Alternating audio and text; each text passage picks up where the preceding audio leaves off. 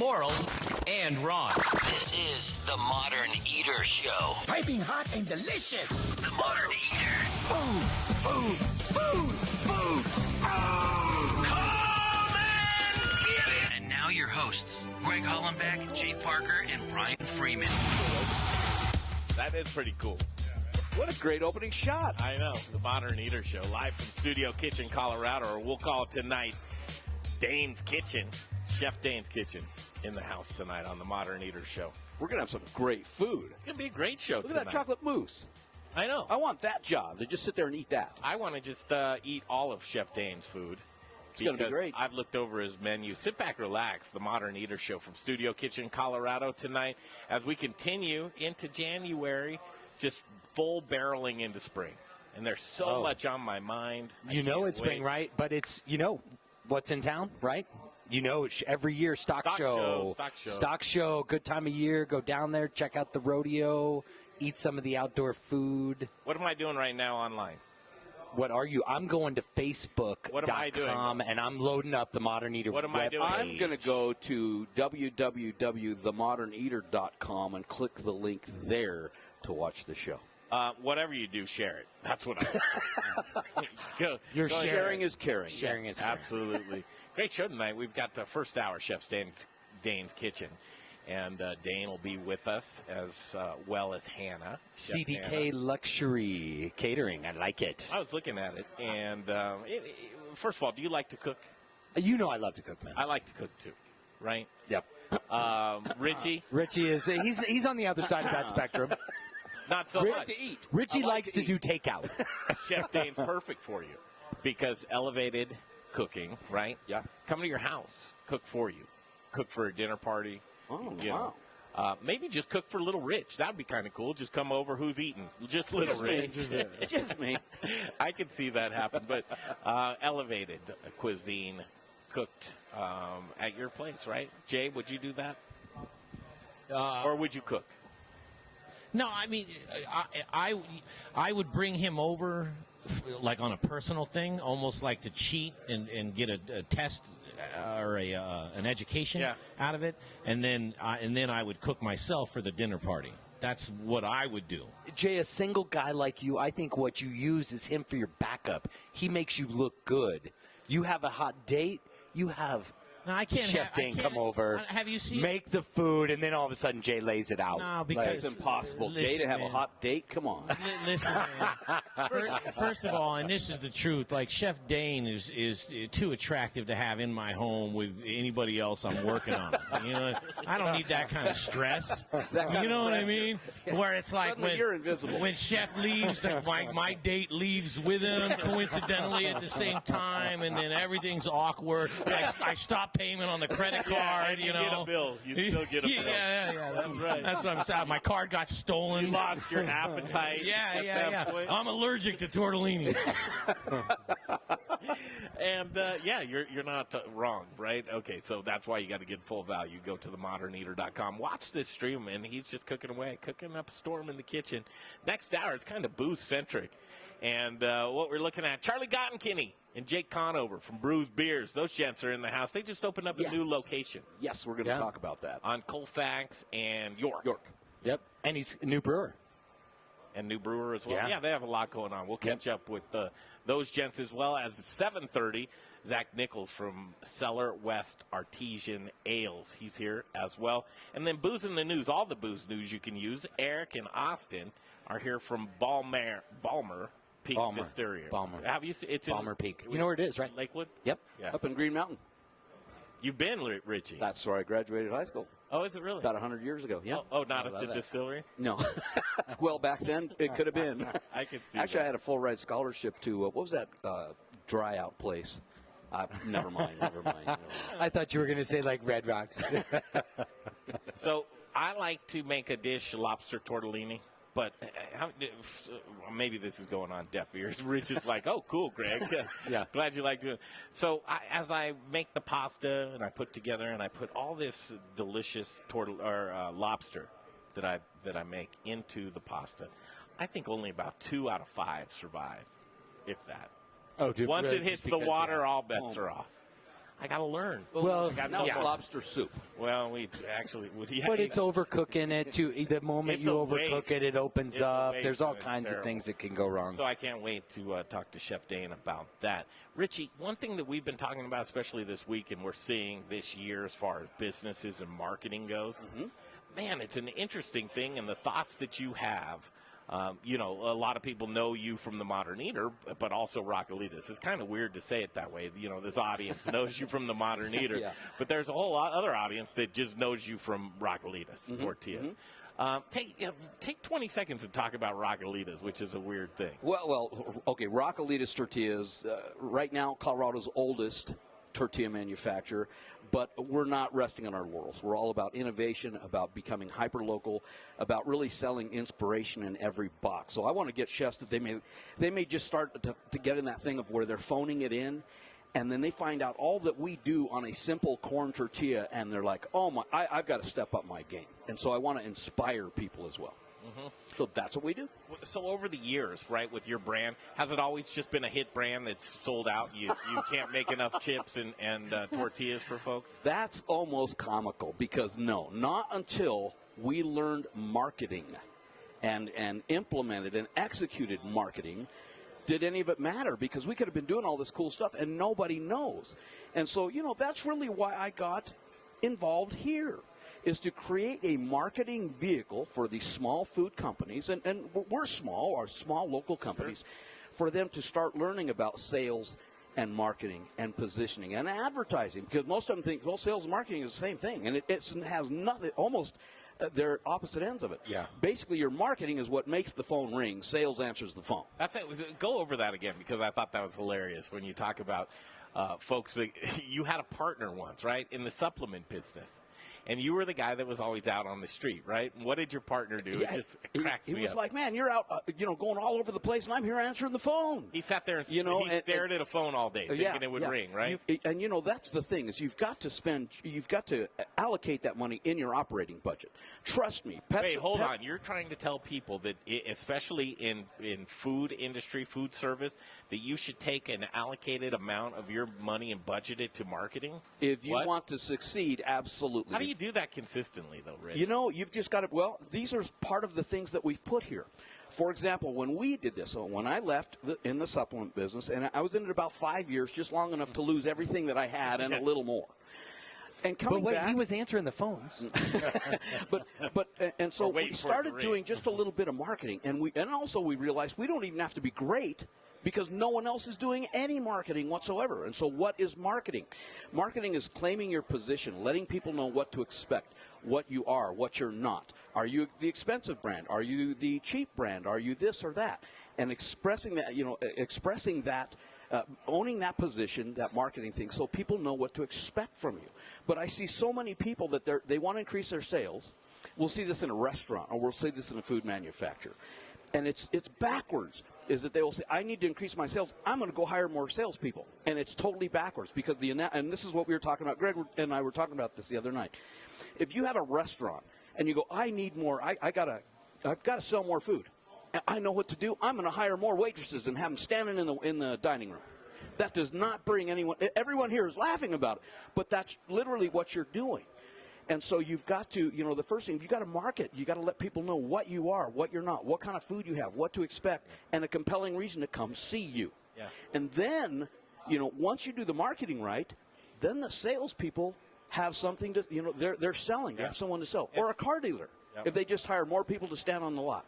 There's not going to be one more car coming up. And it's such a disruptive age right now in marketing, to where there's so many innovative ways, and it can be confusing.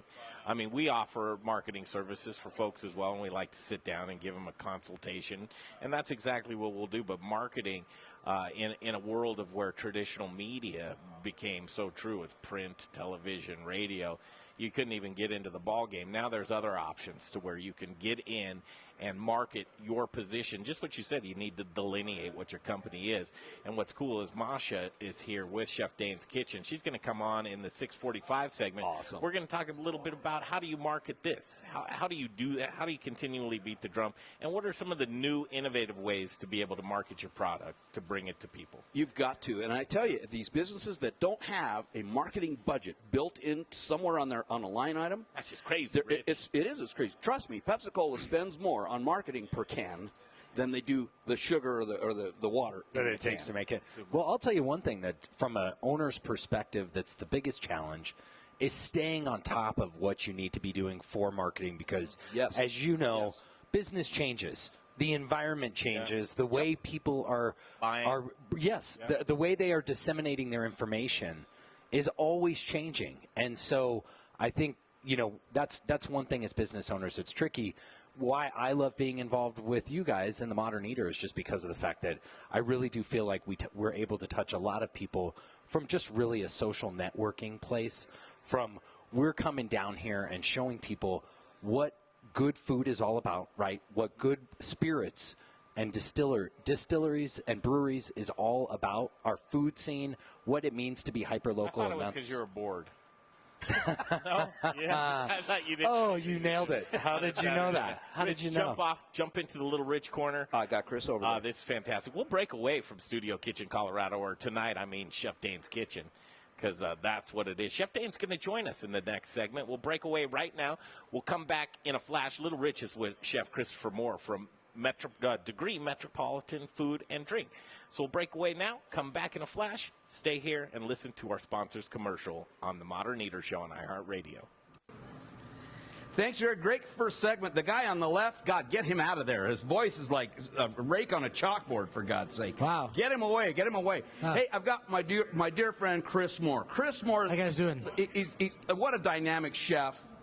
And also, I want him to talk a little bit about what's happening at where you work. Tell them where you work. So, Degree Metropolitan Food and Drink. Yes. We're at the Hospitality Learning Center at Metropolitan State University. Now, where is that? That's right across the street from Pepsi Center. It's that cool-looking building you drive by. And we have parking for Pepsi Center events, and we're getting ready to change our menu, coming into the winter menu, and doing lots of fun, cool things, globally inspired food, Colorado-based, globally inspired food. You and I had a great conversation about getting away and allowing ourselves to get away. Yes. So let's get away. And I got away, went to Guatemala, had a great time, and energized, recharged, ready for 2020 because this is going to be a great year. It is. Now, this menu, this has got your DNA This is my second DNA menu. Yes. Oh my gosh! Let me tell you something. Get down to the Metropolitan. Taste Absolutely. what this guy makes. He's awesome. One of the you. best in the state. Highly respected in the whole brother. industry. Cheers. Love you. We'll be right back. Do you have the insurance you need? When we opened Studio Kitchen Colorado, home of the Modern Eater, we had no idea what insurance we needed. We didn't even know where to begin. Times like that, I turn to the experts. Our insurance expert, Brian Brenning with the Ewing Levitt Agency. Brian makes the coverage discovery process easy and seamless. Here's what you can expect from Brian and the team at Ewing Levitt. The absolute safest coverage, fair, low rates, quick response time, and honest, straightforward service. I've been in business 40 years. I trust Brian Brenning and Ewing Levitt Agency. He's not just an insurance expert. He's my friend. Make him your friend and expert, too, by calling the Ewing Levitt Agency today, 970-679-7374. For the best and most reliable insurance coverage, that's 970-679-7374. It's the Ewing Levitt Agency. Hi, I'm Charlie Gottenkenny, brewmaster at Bruz Beers, Denver's award-winning Belgian-style brewery. I am very pleased to tell you that our new tap room at Colfax and York in Congress Park is now open, and it is a unique experience. It's close to great restaurants, has a big sunny patio for warmer days, will feature live music, and it has a very cool contemporary Belgian-style bar and tap room. To celebrate our second location, we have 18 beers on tap, including several limited edition sour and barrel-aged beers. For some holiday good cheer, try our figgy pudding and our unique champagne beer, Brut Le Grand. Check it all out on our website, bruzbeers.com. That's Bruz, spelled B-R-U-Z, at 67th and Pecos, and now open in Congress Park at Colfax and York. Join us this week at either location for some serious Belgian-style badassery. Hey, Colorado. This is Brian Freeman, owner of Growers Organic and a host on the Modern Eater Talk Show. Growers Organic is a Colorado sourcing company who provides Colorado's greatest chefs with the best organic produce. I've been partnering with local and regional farms for the last 20 years, and our returning customers know they can count on us over and over again. Chefs who receive the highest rating on Good Food 100 choose Growers Organic for their organic produce needs because we're experts at bridging the gap between the farm and the table. Join us in the organic revolution and go organic with Growers Organic. Look us up online at growersorganic.com. Wear black and eat spices. Hey, Modern Eater listeners, this is Zach from The Spice Guy, Colorado's favorite spice company. Spice is the variety of life. At The Spice Guy, we have a passion for sourcing the best ingredients from the best farmers all over the world. Choose from thousands of different GMO-free spices and ingredients, or let us create and blend custom flavor profiles for whatever style of food it is that you're working with. With over 1,000 restaurants, food brands, and chefs behind us, Second till the return. Wrong when you choose The Spice Guy for all your spice needs. The Spice Guy. Spicy. Born in Breck, raised in Denver. TheSpiceGuyCo.com. Hey, this is Brother Luck from Colorado Springs. All right, you ready? Owner of 4 by Brother Luck and Lucky Dumplings. I mean, he's a very, very impressive man. And you're rocking with the Modern Eater Show on iHeartRadio. Hey, welcome back to Studio Kitchen Colorado, or tonight, Chef Dane's Kitchen. Brian. I'm excited about what's coming across here. Yeah, this looks good. He lugged over this great cutting board from Elin, who brought it this week, and a knife, too. Yep. Chef Dane, hi, and hey.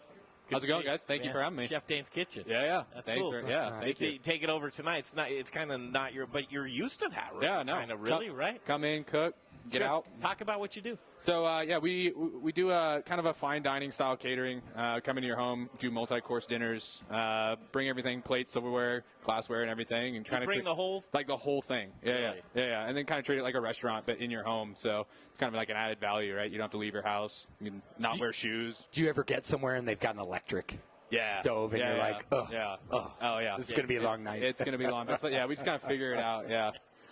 Most of the times we try to vet the houses that we're going to, and lucky for us, we're all the homes are huge and gorgeous. Yeah, because you're laying down the money. Right? Yeah, exactly. So yeah. So how do you? I know a few people is kind of like Chef Linda Hampton Fox. She went this route for a long time. Oh yeah. I mean, she was like a personal chef for Jane Goodall and people like that. I mean, yeah. So did you do a little of that? That's kind of how we started. Yeah. I moved out from Vail. I was working for the Four Seasons for a while and just kind of got burned out with that. And so I kind of saw an opportunity to move down to Denver and start private chefing. I had one client. But I kind of believed in the word of mouth, right? So, and lucky, just one person called me, another person called me, and so we were lucky enough to kind of get a bigger business, and we were able to hire Hannah here, and we have a couple other people that we hired here, and kind of built it into a business, and it's pretty fun. Do you find yourself all over Denver, or is there specific neighborhoods that you keep? We definitely kind of attract the Cherry Creek, kind of Greenwood Village, Cherry Hills, but we go everywhere, man. A lot of referral too, I would imagine. Yeah, I mean, we were talking marketing a little bit. We do a little bit of marketing, Instagram, obviously, but I think the biggest marketing tool is just word of mouth, and that's kind of what drives our business. And we try to kind of keep some sense of exclusivity, and people just kind of keep passing us along. It's great. Yeah, get a sweet lady in Cherry Creek posting on Next Door. Yeah, saying something about it. I mean, boom. Yeah, perfect. So and it just keeps going, and every year, this is our third year now, and we're obviously doing better than the last year, and it just kind of keeps progressing, and it's You got to be crazy around the holidays. Yeah. December I think we had 25 events. Wow. Yeah. So almost every day of the week. Yeah, and even though I'm sure some were stacked up over the weekend. Yeah, and Hannah had one event of 100, and I had another event of 100, and we just kind of broke up, found as many servers as we could, and So we're going to dig in. Chef Dane's Kitchen. Chef Dane here with us right now. Also, Hannah's going to come on, and Masha's going to come on as well. Talk the marketing. Yeah. Talking about business, that entrepreneurial spirit was in you, obviously. Yeah. My dad owns his own business. Kind of saw him how he did it, and kind of grew. And I honestly, I was just kind of sick of in that corporate world. I get it. Yeah, and kind of want to work for myself and just kind of see what happens. Yeah, and at this point, you're unemployable. Yeah, right. Yeah. I mean, that's how I feel about myself, but it's fine. Yeah. And, you know, it was probably like you said, you had that one client, you were probably like, well, can I make my car payment with this? Yeah. You know, It was. you're thinking bare bones. Yeah. And I'll add on to that, which you obviously did. Yeah. Add on from there. Absolutely. And I'm looking at the website, by the way, chefdaneskitchen.com. Yeah. Very easily. Yeah. You go on the website, you've got the menus laid out. You've pretty much done the work. And that's what a lot of people do. The number one valuable thing that people are buying these days, do you know what it is? Time. Yeah. Time. Well, we're Uber, service. We're in a time industry. Yeah. Or we're in a time lifestyle these days where time is a commodity. Yeah. And quality. Yep. As well. So, yeah, is there a cuisine you gravitate towards? I think that's kind of like the beauty of catering is like we kind of can do most cuisines. I think I can't really do Indian food. That's kind of like that's your limiting that's like factor, yeah, but I do like I have a fair amount of like Asian touches in our dishes that we do. Italian, obviously, we're going to do some tortellini here, but yeah, we kind of gravitate more towards Asian stuff, Asian style food. Oh, really? What's your favorite dish to make? We do a steak tartare that we do, but it's like Thai style, so like larb. I'm definitely not pronouncing that right, but it's kind of it's like a fish sauce, soy, lime, mint, and cilantro. We do a steak tartare out of that and do like a puffed rice cracker instead of a piece of bread. And yeah, it's an awesome dish. It's kind of unique. Do you stay within the lane of or do people dream something up and say, Chef, I would really like if you do my grandma's dish? Yeah, well, yeah, absolutely. But like you said, like some of the menu items, our website, we have pretty much like turnkey menus that you can pick from. Yeah. And then if someone's like, well, I kind of want like I don't know, lobster risotto or something. Yeah, we can absolutely do that. And I think that's kind of like the beauty of catering. It's like we kind of do whatever the client wants, and then we kind of put our fine dining kind of restaurant-style touches on it. So, all right. Yeah. So first of all, people are so – Jay, convince him that he doesn't like people. Well, I just want to hear a story. He went over to somebody's house. And he thought everything's normal. Next thing you know, he's not cooking it right. You know, for the lady that paid him to come over and cook. And it's like, listen, I know how to cook chicken parmesan, chef, and I'm telling you right now, you're not cooking it right. That's my mom. You don't let him. And then, then it's like, that's where I go. Like, okay, well, watch how quick I pack up all this stuff, and scream something at you on my way out the door. So here was the point that I was going to try and make is that it's hard enough to be a restaurant chef to when you have your customers come in, and obviously there are folks that are ordering off the menu. Yeah. Food sensitivities, allergies, just things that people don't want to have. Yeah. Picky eaters within their menu. So that's just a restaurant, right? Which you can say, all right, this is what I provide you. When I eat that, fine. Yeah. Well, how do you deal with just everybody's little nuances of what they can't, just to cook to taste? Yeah, I mean, because you're in their house at that point to where they're putting the salt on usually. Yeah, honestly, we've been very fortunate that we haven't had like a big blow up of someone that says like, oh, I hate this. Obviously people are specific in their dietary restrictions and. So are you asking nut allergies? Yeah. So when we like first talk to the client, we're like, all right, any allergies we need to know of. I think we have a dinner tomorrow night for 30 people, and I think it's all gluten free. So we're doing a 4-course dinner of all gluten free items, which is easy, but we just kind of play it around and figure it out, and it works for them. But yeah, we do kind of let them know, like, hey, like what, any dietary restrictions, anything we need to know about, and then we go from there. How are we on time? 2 minutes? I'm going to set this question up. We'll break, and then we're going to do some demo type of stuff. Make sure you hit Facebook or themoderneater.com during the break if you're not watching right now, because this will be cool. Chef Dane's going to, we're going to roll some tortellini together. Yeah. Here's the question. You just talked about a gluten-free dinner tomorrow night. Certain products that you source. Yeah. Sourcing important to you? Okay, we're going to come back. Sourcing is one of those things to where it's like you get it down and you're buying certain ingredients and you know what you want on your menu, but how do you not only do you broaden your horizons, or do you want to, or do you continue to work with the same people that have gotten you there? Yeah, well, and we'll have a test on these microgreens to see if Greg can call those out from across the table. Can Greg Hollenbeck do it? Maybe. We'll see. Okay, let's break away right now. Chef Dane Hyatt here with us, and it's cool. The whole cast and crew. Masha, what do you think? You like the show? Thumbs up. I like it. Good. I like it. Perfect. Hey, and a big shout out to all the people listening. Go ahead. I really want to thank all of our viewers and listeners that come in every Saturday night to hear what we have to say. Check out all our awesome guests that come down to the studio kitchen. So a big shout out to all the chefs, all the entrepreneurs and purveyors that come down to the Modern Eater, and all those people out there listening. Thank you. Stuff. Yeah, no doubt. 6:30 on 630 KHOW. Breakaway right now from Studio Kitchen, Colorado, or tonight, Chef Dane's Kitchen right here. Off to the Little Rich Corner on the Modern Eater Show on iHeartRadio. Thank you, Greg. That's a great segment. Look what I got here. I've got some Ballmer Peak Distillery gin, and Ballmer Peak's pretty cool. Green Mountain, that's where I'm from. That's right. So, I mean, tell us what's special about this gin. So this gin is actually a little different. It's Australian-inspired. So we use botanicals and flavors that are native to Australia. So eucalyptus, pepperberry, lemon myrtle, finger limes, trying to be a little more unique. And I know we're going to have some great cocktails over on the corner. Yeah, there's going to be some really tasty drinks.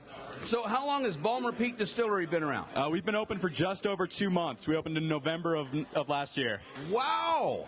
Wow. Hey, so where are you located? I know where, but where? You tell us. Alameda and Xenon. So you go up to Alameda, past Union, hang a left about the second light past Union. Yeah, and then we're on the right-hand side there, right up nestled in the foothills of Green Mountain. Yeah, see, you guys have it all cleared out. I'm so old, we were cleaning the dinosaurs out of there to make it ready. Watch this. This is going to be a good segment coming up. Hey, we've got a couple words from our sponsors coming up. The Goods. Oh, love me, Mark. Ardent Mills Flour, 4th, and Aspen Baking.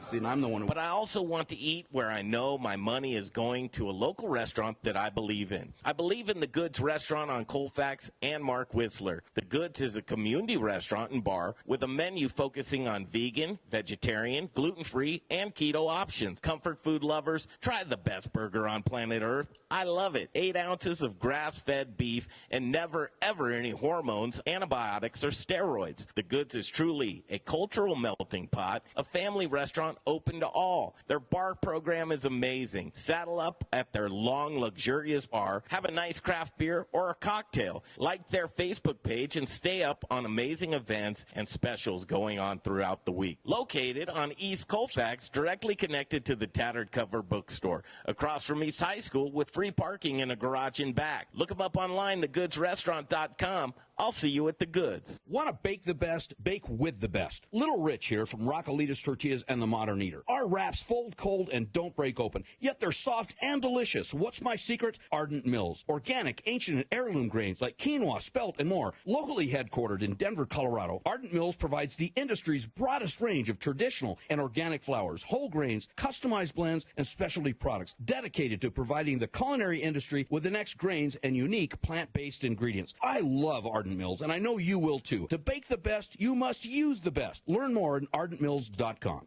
Taxes, payroll, and workman's comp? Ugh. If you're a business owner, I bet hearing me say those dirty words made you cringe. Hi, I'm Rebecca Berry with Forth, and I know growing and managing a business can seem overwhelming and just daunting at times. But at Forth, we've got you covered. Forth knows you want to take your business to the next level. 30 seconds till I read. You need and will allow you to free up your time and resources to do what you do best, grow and manage your business. Call me. Let's talk about how I can help. 720-436-8047. That's 720-436-8047. Rebecca with Forth. Hey, brewery and restaurant owners, listen up. 15 seconds till I read. 8% on your natural gas bill? Of course you do. Saving money is making money. Your savings is just a phone call away. Call Brian Rizzuto now. 720-245-5771. 720-245-5771. We're coming back. Core Energy. Not related to the appliance company at all. Back to the show in just a second, you guys. But before we do that, I want to talk to you about Aspen Baking Company. Delicious local bread, fresh, daily, no preservatives, no artificial coloring, no chemicals in any of that stuff. And it's aspenbaking.com. Whether you're into hoagies, focaccias, ciabattas, baguettes, croissants, bear claws, lobster rolls, pound cakes, coffee cakes. I like a focaccia sandwich with a little bit of rosemary they put in there, some sliced turkey, some white onions, a little bit of oregano, a little bit of olive oil. That's what I do. But you do what you want to do. But wherever you do it at aspenbaking.com. They do catering also with some delicious Rome sausage in there. So we're going to do the website one more time, and then it's back to the show with Chef Dane's Kitchen. It's aspenbaking.com. Hi, Michael Myers from Distillery 291. I'll say whatever you want me to say. That'll get me in trouble. Ride it like you stole it, drink it like you own it. You're listening to The Modern Eater on iHeartRadio. Hey, welcome back to the show, The Modern Eater Show on iHeartRadio. From Studio Kitchen, Colorado, or tonight, it's Chef Dane's Kitchen. Why not? Chef Dane Hyatt here with us, and Masha Kenmore with a K. Hi. Good to see you. I was going to do that, didn't you? Love it. Thank you, man.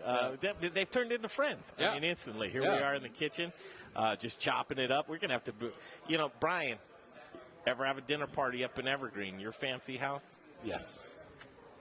We're the people. Yeah, I know. I want to get it catered, trust me, because I usually find myself in the kitchen the whole time, and I can't mingle, even though people keep coming to me to say hi. But ChefDane'sKitchen.com. I know. Now I have a new outlet for it. Yeah, we come to Evergreen. We'll go. Exactly. Best way to get a hold of you guys, right?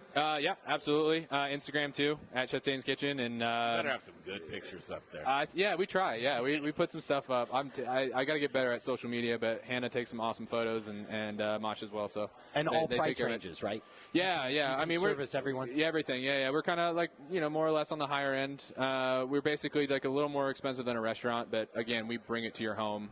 So there's just more of an added value so there. You're not going to do like company. The guy's retiring. He gets the watch in the taco bar. We try to stay away from the taco bar. That's just like my enemy right there. That and like the slider station or something. Yeah. So he knows what he wants to do. Yeah. Well, do people ever ask you to cook extra? So you're there making catering, and I'm like, ooh, what about tomorrow night and the next night? No, we definitely have a client that we do a lot of dinners for, and then he's just like, hey, man, can you just always make some extra for us for the next day? And because they travel a bunch, so they'll bring it on the airplane or whatever, and so. Oh, man, I just want to know people like that. Yeah, I know, right? That's really cool. Yeah. We're going to do some demo type stuff. Yeah, we're going to show you how to roll some tortellini. I told you my lobster tortellini. Yeah. I like to make the lobster tortellini. It just like you said, turns into starch soup with the beautiful lobster. And then I get so defeated. Yeah. I give it. It's like, am I not pinching it well enough? It's all about that seal, right? It's all. It's got to be. But okay, are you sealing with a fork, your fingers? No. So you got a little egg wash here. I was just going to ask you. Egg gotta wash. have the wash. Got to have the egg wash. Yeah. And then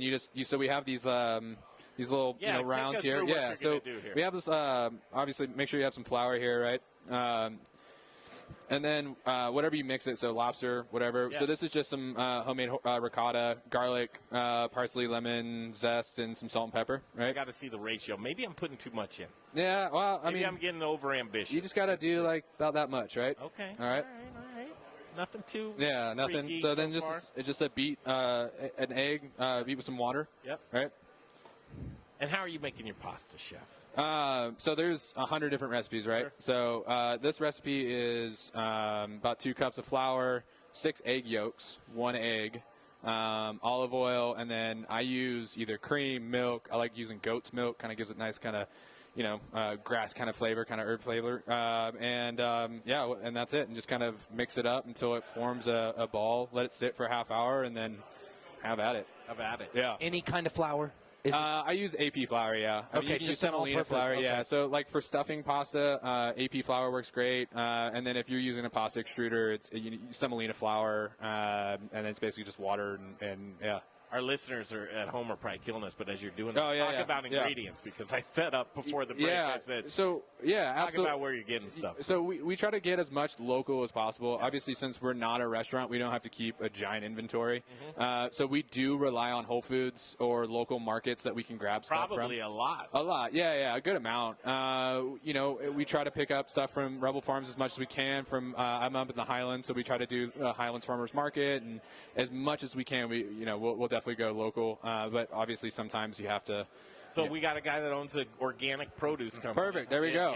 There we go. Let's do it. And we'll have to hook up. Yeah, let me know. Yeah, grocery shopping sometime. I would think that from a marketing standpoint, some of that cool sourcing stuff would maybe be of a benefit to have a pig purveyor or a rancher that's giving you great cattle, and to be able to list it by name and put their stories behind it. Yeah, we had a Wagyu company that we were working with. They're out of Iowa though. KOW. Great stuff, great product. Wagyu company, it's amazing stuff. We'd like to we should network more. Yeah, absolutely. Kind of stuff. I think that'd be cool, and I think we could do some dinners in here. Yeah, that'd be rad. Yeah, we do a summer dinner series. In the kitchen here, and that could be really cool. We should get talk about right that. on. I'm glad you came on tonight. Yeah, I know, right? Well, in June we go on a 10-day road trip, and every year Brian, me, and Jay, we go and we travel the state and we go collect ingredients. Yeah, we visit these farmers, ranchers, distillers, brewers. Cool and then we have top chefs here in town like Keegan Gerhardt, Carrie Baird, Justin Brunson, Brother Luck. They all come back. And one Tuesday throughout the summer, they get their chance to come in here into the kitchens, and we have the farmers on the TVs, and they're talking to the people eating, and that's rad. Turns into just a real cool community type of thing. I think that's right. That's awesome. Right up your alley to, Let me know. to do something like that. As I digress. Oh, yeah. I want to learn more. So filling about that much, right? So it's just making a half moon as best you can. Your problem might be is like you want to make sure all the air is kind of pushed out of it, because if you leave some in there, you throw it in the water, it'll just kind of burst. I think I'm overstuffing this. Yeah, you might be. So, just try to seal as best you can, right? And then it's just, I don't know, it's quick motion. Just kind of roll it around your finger, kind of pinch it tight. Yeah. So you don't get down with the fork, huh? You go around that thing. Yeah, I mean, not really. And then, I don't know. You just kind of. Okay, talk to me about your water. It should be at a rumble, right? Yeah. So we have it boiling. Hannah's got it going over there. So it's boiling with a little salt, and that's it. That's it. Yeah. So should it just be at a slow rumble, or no, like a full boil? Because the temperature does change once you put your ingredients in there. I've actually had a dinner where we've done that, where we've thrown 40 pieces in there that have been frozen, and it cools down the water, and so it just kind of. It doesn't make the tortellini as the texture is as good as it can be. So you definitely want to make sure it's a roaring boil, a little salt, and that's it. Let go. How long? How long would you?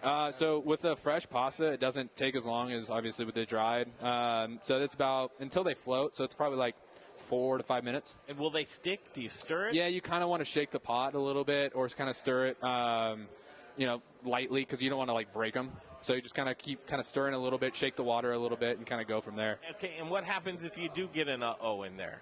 Do you just pluck it out as quick as you pluck it out find it? as best you can, right? Don't let it sit there. There, I got this dished up for you here. All right? Come on, throw me some. There we go. Let me get down on Get some flour there. Yeah. You want one? Sure. Yeah, let's do it. Let's do it. Let's do this. Put that down for me, but it's pretty much done, right? I'm just going to flip this thing over. So half moon. There's that. There's a little, there you go. Get that air out of there. So right here from the inside? Yeah, and just kind of push out. I leave a little Eisenhower tunnel right there first, man. Yeah. To get that right in the middle. Yeah. Oh, see, now what happens when you get a little juice that comes out of there? It's not going to get bad. Yeah, it's not. As long as it's sealed, right? It's fine. A little egg wash on top. Yep. Crank these out. Now this, you can't really, if done right, you can't go wrong, right? Yeah, exactly. Yeah, fresh pasta. What's your favorite ingredients to stuff inside of there? I love just simple ricotta. Hannah's going to make us a dish real quick. But yeah, so simple ricotta that we house make. You can really stuff it with whatever you want. And then what about sauce? So for this one, we're going to do is just a sweet corn pudding. We take corn, fresh corn that we can get, shallots, garlic, cook it down with some heavy cream, blend that up, salt and pepper. Let's see it. Yeah, that's good, dude. And then just kind of push it down a little bit, because you want to make sure it's, I got some air in there, man. Hey, I've seen worse. That's pretty damn good. You guys are hired. Yeah. I don't know about that. We'll talk about it while you guys do. That's good. That's good. That's pretty good. Yeah. Baby boy right there. Yeah, right. And so we just kind of try to push it down a little bit so it's flat on the bottom end that you can kind of stand up. How many of those do you want to cook at a time? In one single pot, I don't know, probably 20, 25. What about a good white sauce, just from scratch? Yeah, white sauce. Like an Alfredo or whatever. Yeah, that's pretty much what this is. Just minus with some corn in there. Yeah. So what we did here is, so it's the same thing. Some tortellini, right? Right. And then we took some prosciutto that we just kind of crisp up and kind of treat that as like the salt of it. Right. Doesn't that look good? And wait, here's your moment. Can you guess what those are right there? I'll tell you, those are microgreens. Oh, yeah. Which one? What is what? Oh, this one right here. This is a cucumber one. No, probably onion, but Dang it, brother! You didn't set me up right. That onion. Maybe we go there with that. Yeah, there we go. There we go. Yeah, I could have taken. What is this right here? Come on now. Come on, red something, right? Red something. You like how the produce guy shows off. Like, come on, you can do this one, little child. You can guess what this vegetable is. It's like, I mean, I don't walk around a vegetable warehouse every day, all right? You don't have to patch microgreens. While we have them out, Yeah. So I guess there's a bunch of microgreens companies coming There really up, right? are. Wow.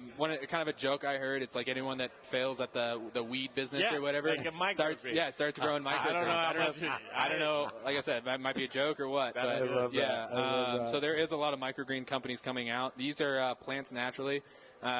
Shane over there, him and his wife own the company, and we just started working with them. They're great. Come deliver it. So they have some great stuff. So this is radish that we use, and this is some micro onion.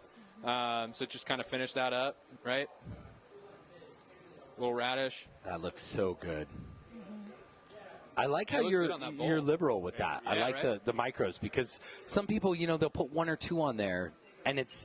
You don't want to kind of overpower. Like people just, I don't know. People just throw micros on there, But I like what you did. We were talking about how hungry we were coming out of the last break. Generally, we don't eat on the show. We're gonna eat. We are going to. This is right. Another thing coming on. Right, what we need. But here's the thing. And more these days is terrible. It just shows my age, man. Dessert. Gotta have it. You can't, and you have to, and you guys do that well too. Yeah, right. So, I'm excited for that because Hannah, she was at the Broadmoor, right? So she was a big deal from down there. Was she with John Johnstone? John, yeah, yeah. Where were you? Right? Yeah. So she was down there, and then like Masha found us on Instagram. She came to some of our pop-up dinners that we were doing. Hannah, kind of same thing. She found us on Instagram. Kind of hit us up and had her come to a dinner that we did, and she's been here ever since. So and she's just she's like, yeah, I kind of do pastry. It's like, you do amazing pastries. So yeah. So Jay was right. You are like the Pied Piper. Is that what it is? Hannah's going to come on the show next. Yeah. Hannah as well. Yeah. We're going to line up here. We're going to eat this during the break. This is fantastic. So dessert's going to come up next here. Yep. Also, I want to talk about. It's probably terrible, but do people want you to cook with them too? Will you do that or no? Yeah, I mean, like every household, kitchen's kind of like the focal point, right? So anytime we're doing a dinner, there's people always in the kitchen. Oh, that's cool. Yeah, so people are always kind of like, what's going on? You kind of have to embrace going with it, right? Yeah, I mean, exactly. you signed up for it. Exactly. So and we all love kind of talking to people and kind of walking them through what we're doing, and we do cooking classes as well. So that's kind of like a whole other point of that, and. So, we'll talk about that. I love it. This is great. I love Chef it. This is a great show. Chef Dane Hyatt will continue right here from Chef Dane's Kitchen, otherwise known as Studio Kitchen, Colorado, on the Modern Eater Show on iHeartRadio. Look at there. We got a tasty beverage right here from my friend Zach from Cellar West Artisan Ales. That's right. So he's going to be on later. So just to give you a little taste of what's coming up, what'd you bring tonight, Zach? We brought one of our saisons called Feed Your Head. Big, strong, 9% beer, dry hop with American hops, but definitely Belgian influence. So awesome. Now you shared a little something with me that you've got your secret ingredient. Can you tell us a little bit? Yeah, it's native to the area in Boulder. That's what I'll tell you right now. We'll talk more about it later, though. Maybe Greg and Brian can get a little more out of you on the table later. We'll see. Now, how long have you been around? So we opened early 2017 in Boulder. We're currently in Lafayette. We were in Boulder for about 2 years, and we moved to Lafayette about a year ago to a bigger location. So awesome. So you're growing. You're making great products. We're going to tell our viewers more about these great products and enjoy some of them right here while we're here. Yeah. This is going to be a fun show. Great segment coming up. Stick around. You're going to want to hear what Zach's got to tell you. And also stick around. We got some words coming from Gluten-Free Things, my friend John, Colorado Mills, Element Knife, and Proud Souls. We'll be back. To gluten, or maybe you're a gluten-free lifestyler? Is your menu limited because you've eliminated gluten from your diet? Are you missing the taste of foods that traditionally contain gluten? What if I told you that you can add breads, pizzas, muffins, cakes, cookies, waffles, croissants, English muffins. The list goes on, right back to your menu. Gluten-Free Things is a local gluten-free and vegan bakery that reintroduces you to the foods you love. Owner John Irvin believes gluten-free shouldn't taste like the box that it's packaged in. Trust me when I tell you, the products from his bakery in Arvada are fresh, flavorful, and masterly crafted, leaving you with a product that tastes like the real thing. Simply delicious. The bakery is located in Arvada on 64th and Sims across the street from Arvada West High School. Check out their website at glutenfreethings.com. You'll be amazed with the variety of gluten-free products they make. And chefs, don't leave your gluten-free restaurant guests without options. Contact John at info@glutenfreethings.com. That's info@glutenfreethings.com to see what he can do for you. Give him a shot.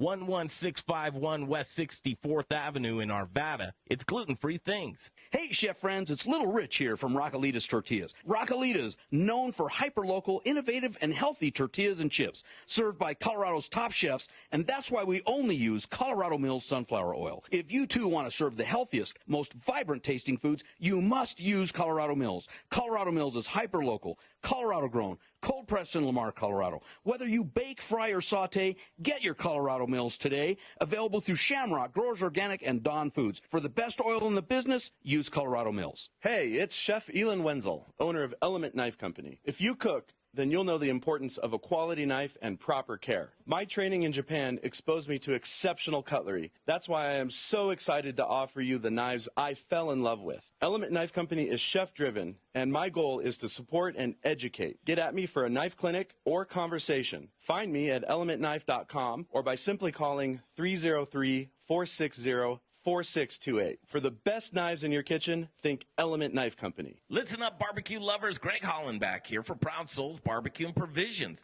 Proud Souls is Denver's authority of all things barbecue. Do you rule your neighborhood with the best backyard barbecue? From beginners to pit masters, Proud Souls has all the equipment you could possibly want. A variety of wood, pellet, and charcoal grills and smokers. Award-winning pit masters and owners of Proud Souls, Dan and Tony, have a passion for barbecue, and it shows. Located on 25th and Federal, Proud Souls retail store is bursting at the seams with your barbecuing essentials, the Spice Guy spices, and superior flavored fuels for your pit like hickory, mesquite, oak, pecan, cherry, apple, peach, maple, grape, and a variety of blends. Hit their website, ProudSoulsBBQ.com, for delicious hands-on barbecue classes and get information on current promotions and deals. For the best in barbecue, locally owned and operated on 25th and Federal, there are guys. Proud Souls Barbecue and Provisions. That's ProudSoulsBBQ.com. We're coming back. Feed me now! This is the Modern Eater Show. That's right, boy! I'm starving! And now it's time for In the Kitchen. How am I supposed to keep on feeding you? Kill people? Brought to you by Proud Souls Barbecue and Provisions. Award-winning competition cooks and purveyors of specialty barbecue supplies right here in Denver, Colorado. ProudSoulsBBQ.com. Feed me all night long.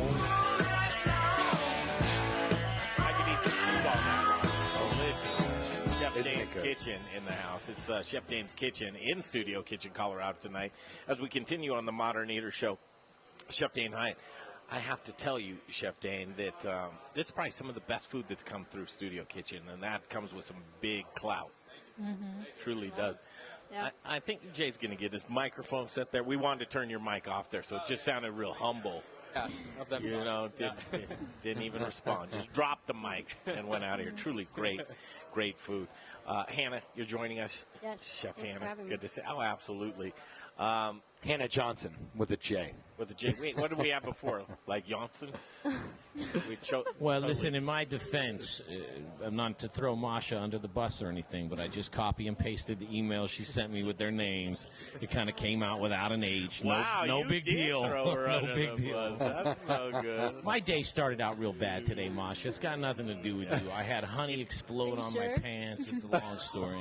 I really did. That's for Snapchat. Jay, this is kids are listening, man. No, Don't be talking about that. With a few minutes left, we do want to show some things off here.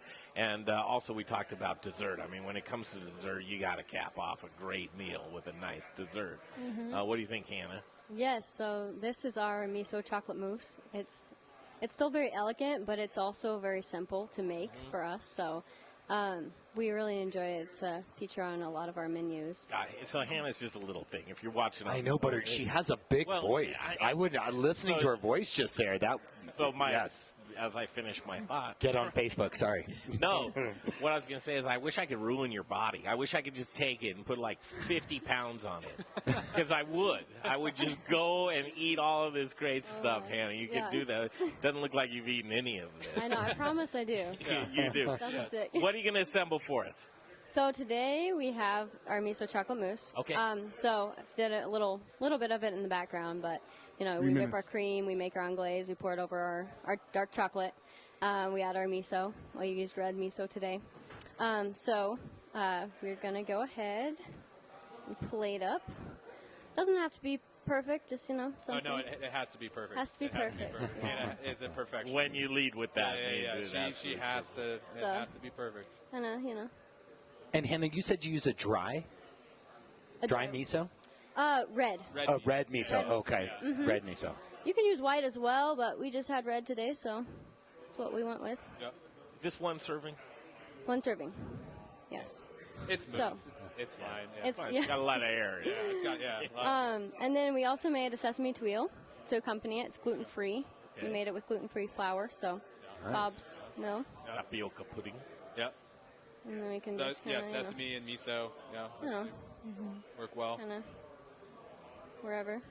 Is this practice for tomorrow night's gluten-free dinner, Hannah? Exactly. I can't remember the dessert we have for tomorrow. Deconstructed cobbler. yeah. So, and then maybe just a little bit How fun of is that? chocolate. Give the address where you'll be tomorrow night. We'll all show up. See what they think of that. Somewhere at Cherry Hills, I think, Masha?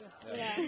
But what we should give is your email address, which is chef. I think you just want to go to the website, right? Website. Sorry. So it's either one of our names. So Hannah at Chef Dane's Kitchen. Just do the website. Yeah, www. Yeah, I do Chef misspoke, Dane, sorry. yeah, Chef Dane's Kitchen. Just do that. Chef Dane's or hit Chef us up on Dane's Instagram. Kitchen. Perfect, Yeah, yep. Which has that does happen. So.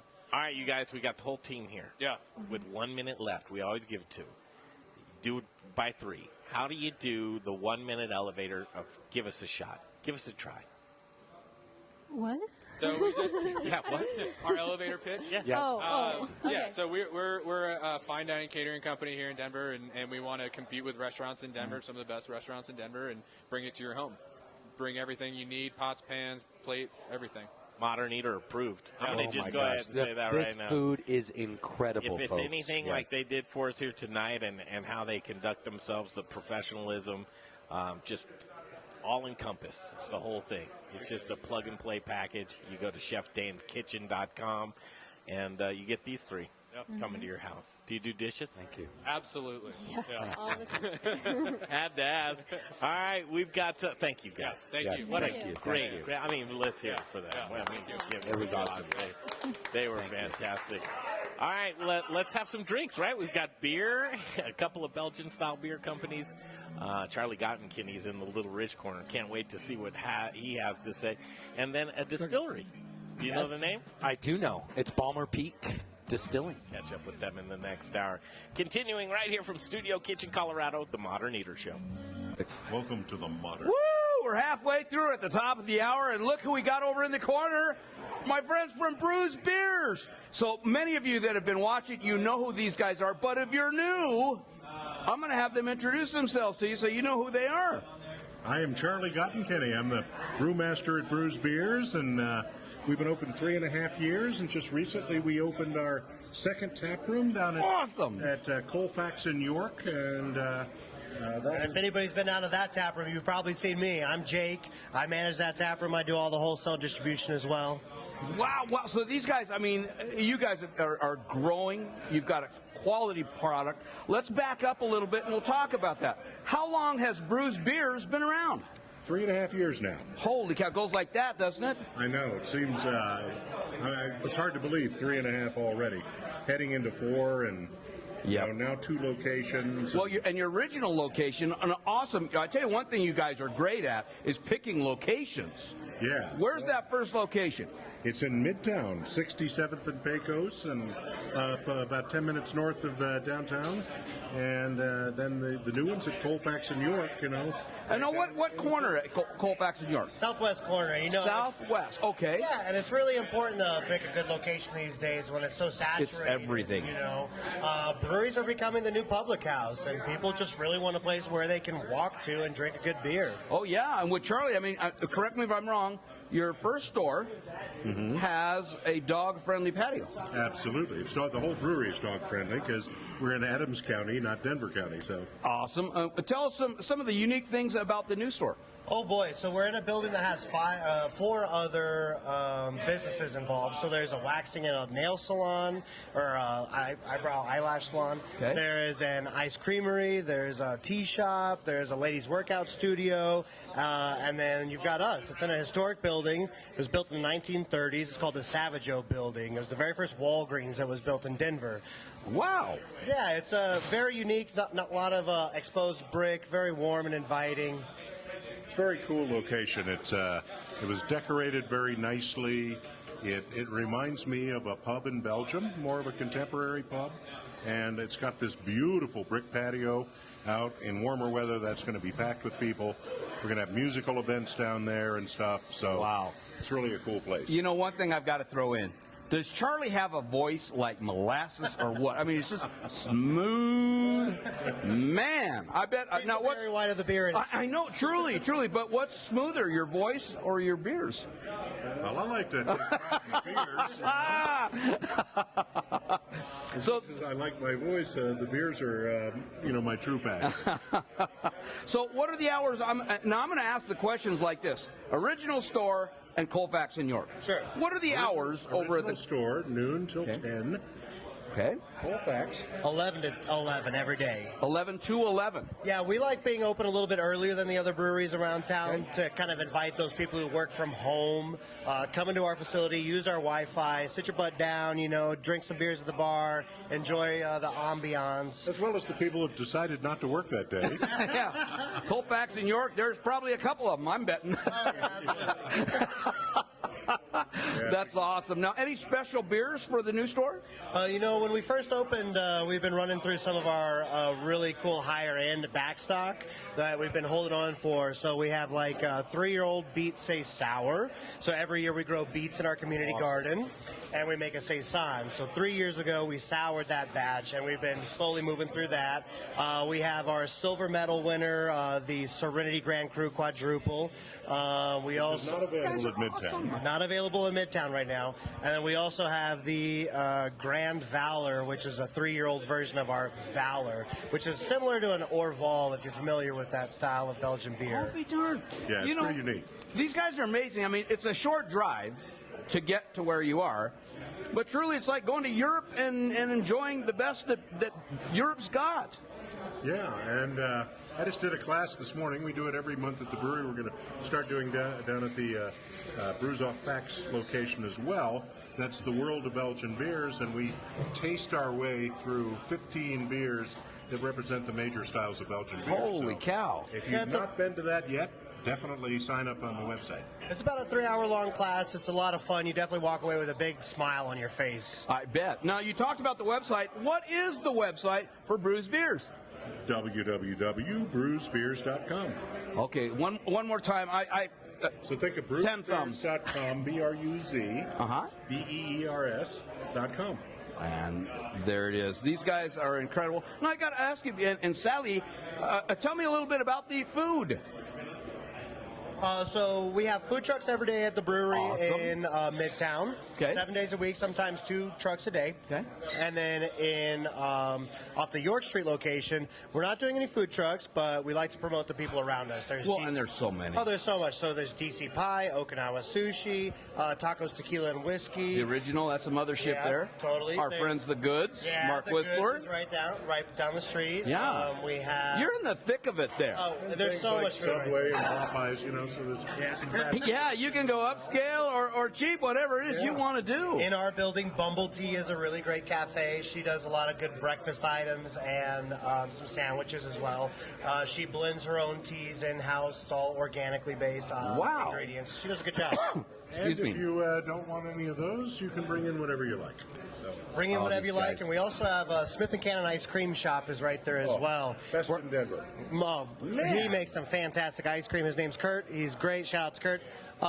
And we're going to be doing ice cream and beer flights. So we already came up with 4 beers that match really well with 4 of his Holy ice cream cow. flavors. Yeah, it's going to be a lot of fun. We're doing some cool Ice things. cream flavors like Foxy Brown and Thai chili and, some amazing stuff. Butter brickle. These guys are always stretching the boundaries. Yeah. And in such a fun way. And great, I tell you, you guys are also great citizens of our culinary community. They're always helping us out here and in so many different ways. You guys have been like model citizens. And for that, I got to tell you, thank you. Oh, thank you're you welcome, so man. much for all you guys Same do. team, same family. Now, exactly. Now, here's one quick final question. Do you notice a different type of beer more popular at Midtown versus Colfax? What's your top beer at Colfax? My top beer at Colfax right now is probably the Tart Cherry Wit beer, which is kind of surprising. This is a white beer, kind of Blue Moon style, only with cherries and Brett yeast to give it a sour. Oh, that's great. Hey, thanks, guys. We'll be right back. Great segment. Thank you so much. Management or parent company, iHeartMedia Incorporated. How about a bite to eat? It's time for the second course, hour number 2 of the Modern Eater. What are you hungry for? Here's to a meal we're all here for. Delicious and tasty. Now we're getting to the good stuff. With your hosts, Greg Hollenbeck, Jay Parker, and Brian Freeman. Wow. Really involved watching the Little Rich Corner. Well, that's where the action was. That really was, and then just transferred all of a sudden to the show. Hey, it's great. I love these two guys, by the way. Happy holidays. We missed each other the whole holidays. I feel Yeah, like. we were very Thank busy you. opening up a second location, so we didn't get the chance to be here. We love you, though. Yeah, we love you too, man. If there's one thing that the Modern Eater and Bruz beers have some history. Absolutely, from the beginning. Yeah. So. It truly is. All right, so guys, we'll do a reset here real quick. Charlie Gottenkinney and Jake Conover. How are you guys? Bruz Beers, just beginning, yes, but flourishing right now. A lot going on with Bruz Beers, and we're going to spend some time with you in the next couple hours. Charlie, when we think of beer and somebody who's going to educate, you're my beer educator. And I think part of the reason is I just love to hear your voice. So we're gonna have you do a lot of talking in the next couple of segments. Well, I'd be glad to do that. And what's cool, it's not just a voice that's empty behind it. There's a lot of knowledge. So buckle up, relax, and also watch us. TheModernEater.com. You can see the streaming now. Kitchen's coming quite a ways, huh, guys? The kitchen is awesome. I haven't been in probably a month and a half, and wow. Well, you missed it, and now it's a new format, the way it's set up. I love it. Yep. Charlie's got a background in broadcasting, and it's kind of special to you to do broadcasts and talk on the radio, those types of things. But the way that it's set up right now, it's kind of a cool show atmosphere. Oh, it definitely is. I walked in and saw Jay sitting with all the computers and screens around him, lots of buttons, 4 remotes. The Wizard of Oz. He is the guy behind the curtain. I told Charlie, I said, listen, man, don't let any of this fool you. You know, the only way I said, I'm terrible at it. I go, Greg's not real good, but everything I know came from Greg. I go, so when people walk in, they want to ask me questions about stuff, and I'm like, listen, man, unless I've already know how to do it, I don't know what you're doing. Yeah, Google it. I mean, that's right. Everything in the world. But Googling, you can't do good beer, can you? Just Google it and then make a good recipe. You've been doing beer for how long, Charlie? Oh, over 30 years. 30 years. Your love for beer. Where did it start? I love it. Well, I used to be like a Miller Lite drinker, and then I went on a business trip to Belgium. And I'm reading, the airline magazine, American Airlines does a destination feature. And the destination for that flight was Brussels. And so they had a big article about Belgian beer, and I'm reading this, and it's like, whoa, this sounds pretty interesting. I'll have to try a couple of those while I'm over there. Well, it turns out my hotel has a beer bar right in the middle of the lobby, so I didn't try a couple. What's a beer bar like there? It was a little round brass and wood bar, and he had all sorts of beers, mostly in bottles. And so like we would know a brewery right now, today, a craft brewery? No, it would be more like monasteries. Yeah, it's almost like so imagine this elaborate lobby, and in the middle of it is this brass and wood bar that's circular, and, you know, people would sit around it and stuff. Sounds great. Well, and it was a beautiful old pulls, you know, just it was gorgeous. Yes. So Yeah. you A knew lot you of weren't old taps and things like that. You knew you weren't going to get your Miller Lite. Oh, I was praying I wasn't going to get Miller Lite. But anyway, you know, in Belgium, they mostly drink beer out of bottles. So I went in Belgium to the Delirium Cafe, where they have Guinness Book of World Records, 3,500 beers. You know how many they had on tap? 12. Really? 12. The rest of them were in bottles. So that's typically how they do it. They condition the beer in the bottles, which naturally carbonates them, gives them a very high quality of carbonation, very easy drinking, softer than forced CO2 carbonation, and it's amazing. So. Well, and Charlie, don't they drink it at a warmer temperature than we drink it? I mean, aren't we known for like this, I'm going to get the beer as cold as possible? Well, and that's not really it over there, is it? If you really want to hide the flaws in beer, turn those mountains blue.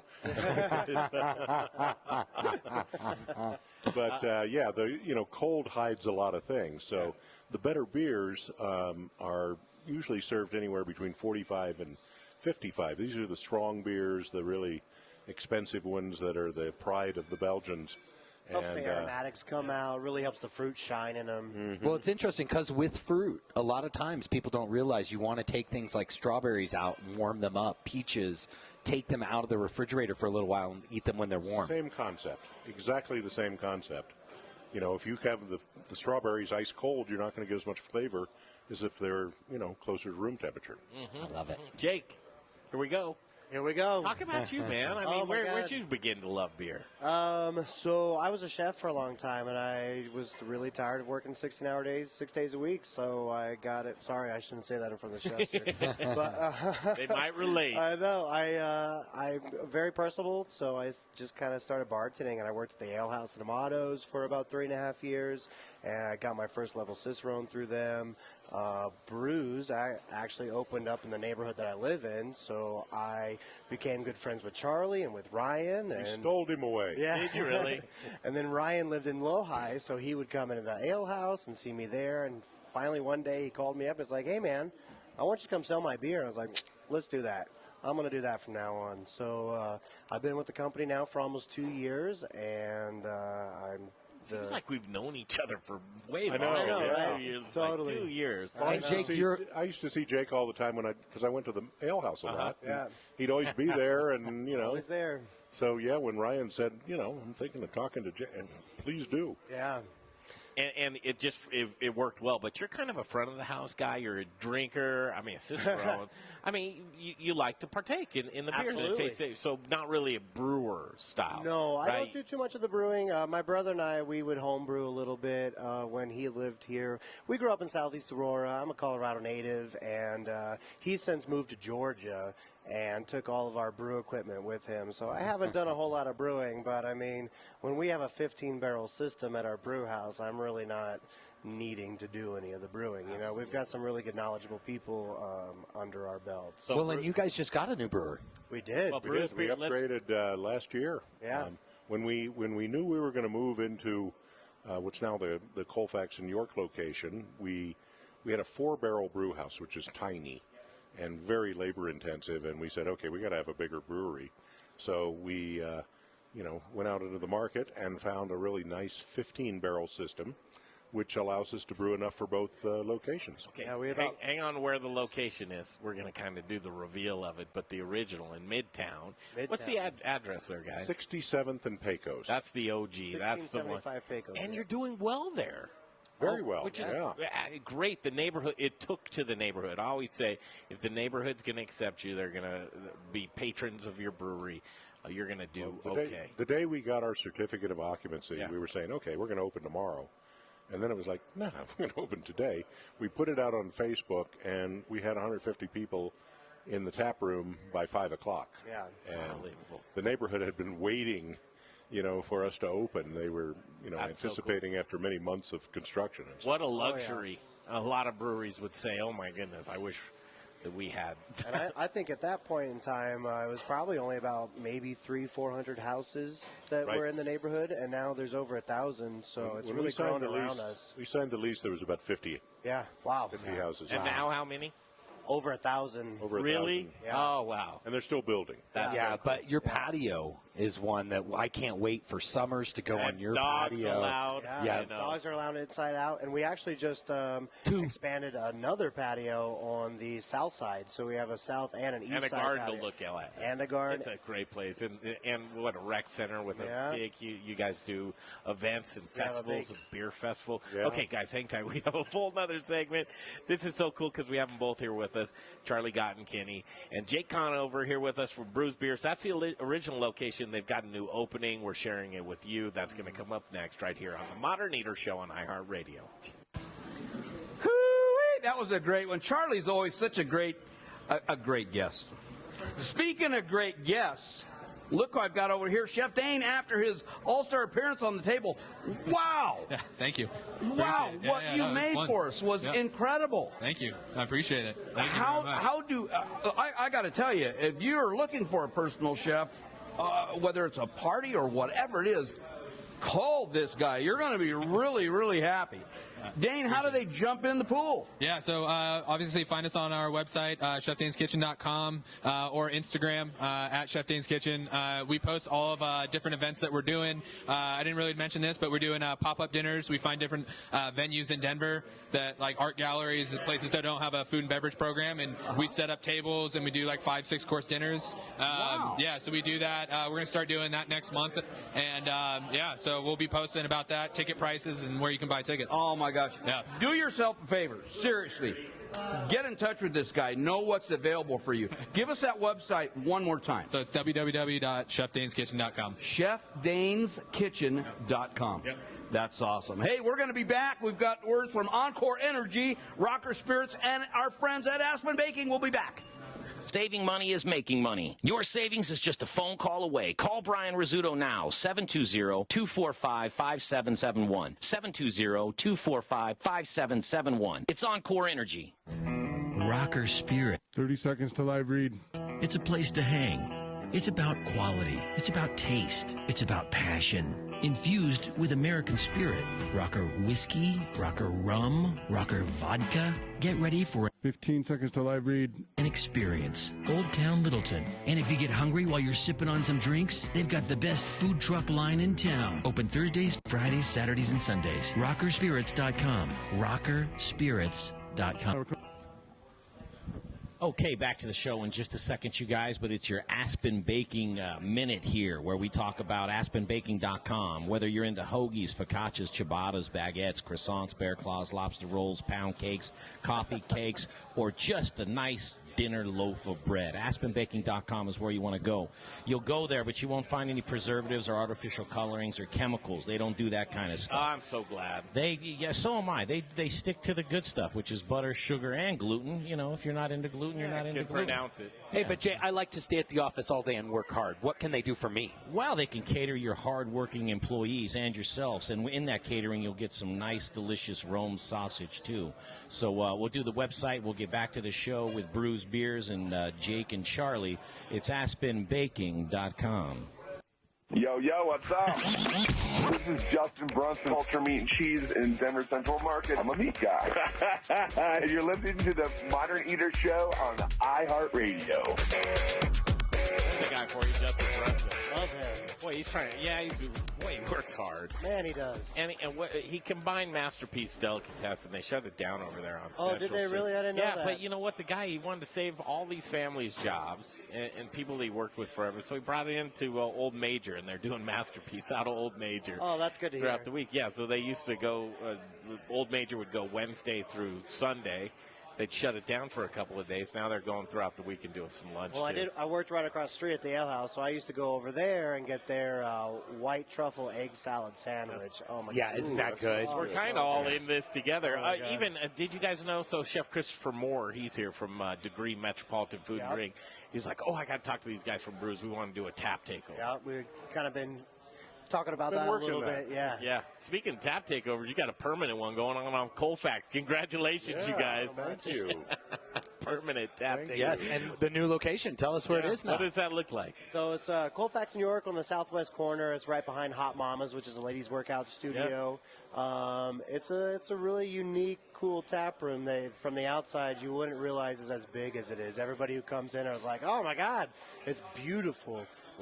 It's super warm and inviting. The patio's going to be popping. Patio's going to be amazing. It's going to be the best patio in Colfax. I think so, but can't you start using it now? Yeah, we get some people going out some there. Nice days in the winter, Damn cigarette smokers. Well, you can't smoke out there. No, probably not. No. I had one of my regulars and his wife come the other day. They got beers from us. They got sandwiches from Bumble Tea, and they sat outside. It was really cold. I was surprised they were outside, but they had their doodles with them. So. Oh, side note, neither here nor there, but I just want to give myself a pat on the back. What's the date today? 18th? Yeah. 18 days of nicotine-free. These cigarettes are nicotine. Good work. Keep it up. Yeah, no doubt. So congratulations. No, I know. And you motivated me, Brian. You said I wouldn't be able to do it. I said I'm going to quit smoking. Yeah, he said I couldn't do it. So there you go. Always a little positive reinforcement from my boy. Truly, this location is one that you have to see. And I'd say it's a destination spot, but it's not. It's so centrally located.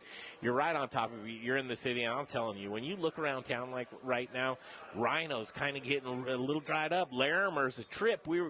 Little Rich and I were driving down Larimer, and right by Biker Gyms, it was like the rest of these places were closed down on Larimer, and they're trying to get their footing and see where they're at. And the shift in town, guess where it's going, man? Colfax, that corridor. It really is really looking They've good done a right great now. job with redeveloping that area, and our landlord is one of the key people, that's really pushing the redevelopment and he's got the upgrading tatter of all cover that. building. Well, I'm glad you brought that up because I think that's one of the problems that we're starting to see in Denver is rents. And it's becoming so expensive. Like, I would always ask Justin, how can he keep a sandwich joint in that, in that spot? You're only open for, a little lunch, late lunch kind of thing. Which one? The one his masterpiece, yeah. I mean, it's like Denver is constantly under construction. The city can take you out of business by doing construction right in front of your place. I think that had a lot to do with Masterpiece right there. And we're seeing another Chef Aaron is with Northside. They're going to open that up there. Colfax right now, I'm so excited for it because it's conducive to, first of all, the historical preservation of that area, and what you guys are going to be able to do with a sign is going to be so cool. When you look at, so you know what Pete's Kitchen looks like, and they just turned it back on to where you can actually go in motion with stuff. I don't know if you guys are looking into this or not, but I hope you have an in motion sign for Bruz beers. It's being bid out right now for development, and that's the idea. Is it's going to point down to our door. I'll sit there all night long with a glow stick. It's got an arrow that points in. And I mean, I hope that people that are landing from out of town can see it. And they know from their plane they can see where Bruz Beers is. But not only that, there's so much historic value on that in that Colfax corridor with Pete's Kitchen, the satire, even the signs that I can't wait to, because I know Bruz building. It was built in the 1930s, and you can't change. It's going to be independent businesses. You're not going to have these huge stores, or they're not going to take over a block or build up. It's always going to remain that way, and I can't wait 50 years from now seeing that same Bruz Beer sign for another generation of folks, because Bruz Beer should be on Colfax for many, many years. I think so. Yeah, I can't wait. It's a great play. You guys, longest, you know what Colfax is, right? Before I say it? The longest street in the U.S.? Longest main street in the U.S. That's exactly what it is. Colfax is one of Greg used to, Colfax was a haunt for him for a long time because there's good food down there, great bars. I went to East High School. Yep. Oh, did you really? Yeah, Wow. I mean, that was. Which is just, isn't that right across the street? Yeah, pretty much. Yeah, you ate at that little Greek. You had to have eggs and hash browns at that little Greek place right there. With your Euro place. That's where I the Euros. Yeah, Euro place. They just boarded up. That's called Zorba's. No, Zorba's was Wait, not which one? That's where I ate breakfast. Okay. That used to be a shop, actually, on Colfax there back in the day there, my friend. Zorba's. No, you got me second thinking myself. What kind of shop was it? Zorba's is on 12 now. Okay. It's on 12. There's a Zorba's. some kind of wires got crossed. Maybe I said some kind of secret thing. He's just, I don't know what that is. Is that your safe word at home? That's funny. That's funny. I don't know what happened there. Bruz Beers, you guys have a lot going on coming into the spring. Are you actually going to go on that Belgium beer tour again? We are in October, so October Next 3rd year? through the 13th Crazy. of this year. And, it's limited, but we've started taking sign-ups for it. It's going to have 25 seats. We're going around to all the Trappist breweries, as well as Rodenbach and Verhaeghe, where they make the Duchess de Bourgogne, and we're going to go to some of the Lambic breweries, and so it's going to be a blast. It's going to be a blast. That sounds so fun. What's a story that you came out from last time? Okay, so story from last time, there's a brewery called Dodalla over there, Dedolle. And it's kind of a weird brewery. The brewmaster does the art, and the art is this kind of yellow bird-looking kind of guy that, epitomizes the brewery. But anyway, we go in there, and I've had the beers before, and there's some of the best beers in Belgium. They're absolutely fantastic, so I can't wait to see where they're made. They're made on, 1925 vintage equipment that looks like barn junk. I looked at their mash vessel, and it was all rusty and things like that, and I didn't even know what the kettle looked like because it had so much foam spray around it and stuff, and you just dump stuff in the hole in the top and all, and then they have open fermentation. They won't even let you in that area. But, very primitive conditions and equipment and stuff, they turn out amazing beer. Some of the best in the country. You must have been reading my mind because you gave me a lead-in for that. My question is what do they do over there that we would never allow to do in the brewing process here in the United States? Because I know that, with cheese in particular, we could never make cheese like some of the French make their cheese. What are they doing with their beer that's that different? Well, some of the same types of things they do with cheese. So this is a farm. If you go out the back patio, there's a big field of whatever crop is planted there in that particular year. The whole area is a farmland area. So what you've got is a lot of microorganisms in the air, and in this old equipment, some of that gets in there, and it's wild yeasts and beneficial bacteria and stuff. So even though they use a yeast culture to, keep the beer going, you get all sorts of stuff that filters into it. And like cheese, it makes for interesting flavors. Don't you just want an hour of that? I know. I mean, seriously, I just want an hour of that. We'll stop any K-How programming beyond 8 o'clock. We're going to just kill it for 2 hours. It's going to be Charlie Godden-Kinney and Jake Conover, and they're going to talk about microorganisms. That would be fantastic. I would love it. You guys are great. Beer's coming out right now from you guys. What are you excited about? Oh, man, we have a dark cherry quadruple coming up that I'm really excited about. Yeah, that's going to be really nice when that's released. We have a new golden strong ale called Hallucination. Yeah, a little spicy. I get a lot of banana and cherry flavors Spicy, from that. a little bit sweet, sweeter than some of the other ones out there. We did a really unique collaboration with Inland Island and Fermented Foods. We made the same beer and split it between two different yeast strains. One is a yeast strain from Fermented Foods called Good Bugs, and then the other one is a Kveik yeast, which is a Norwegian farmhouse yeast. And so you can order them. You'll be able to order them together starting next Friday. Yep. And you can compare them. So identical beer. Wow. Two different yeasts and quite a bit of difference between the two. We're doing a party on Friday at Colfax, Double Fist Friday, where you get two at a time. Try them side by side. It's going to be a lot of fun. Nice. That's coming next Friday. Yeah, that is awesome. Yeah. What are the two that you've poured for us tonight? We have the Onyx Stout, which is a 7.9% Belgian stout, really robust, chocolatey kind of stout.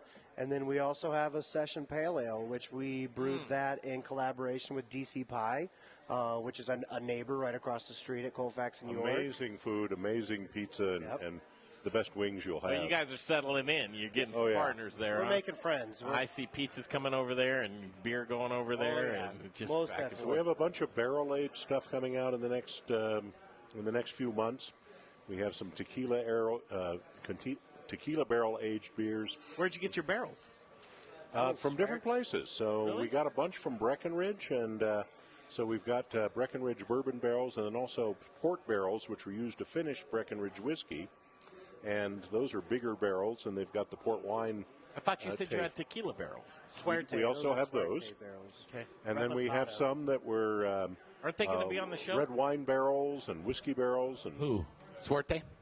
Suerte tequila, yes. I forget when. Please tell me in February. Well, it Are is you doing dry January? I am, man. I am so tired of hearing about It's dry been- January. Yeah, Let me tell you. It's time to, Oh, no, I lied. It's next week. They're on next week with Chef man. Chris Starkus and Boss Defrost. Hey, you want to do a promo for next week? Boss do it. Boss Yeah, who's on next week? Boss Defrost and Chef Chris Starkus, formerly with what's that place called? Urban Farm. Urban Farmer, sorry. Lawrence Spiewak from Suerte Tequila. Rebecca Berry from Hot Schedules is going to come back and play around with us. And then Kelly Kugler and Andrew Wassenberger from Boot Heel 7 Ranch. That's where they get their beef from that they're going to be cooking. And Nadine from Idlewild Spirits. yeah. Andrew Moore, we all know that. From I have a crush on Next Nadine. Stop Brew Co. They're coming back. And then maybe Chef Starkus' wife. That's a lot. Diana Starkus. Guys, I can call you guys out because we're friends, but Bruce Beer's got to come down here more. You're Yeah. right. I mean, truly, you guys have helped. Look at this is a help.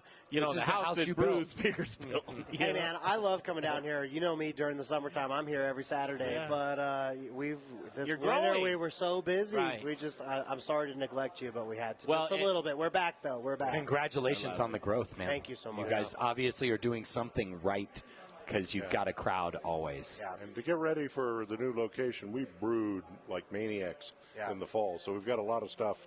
I have 9 beers waiting to get on tap up at Midtown. Nice. Unbelievable. Midtown, give it a plug again.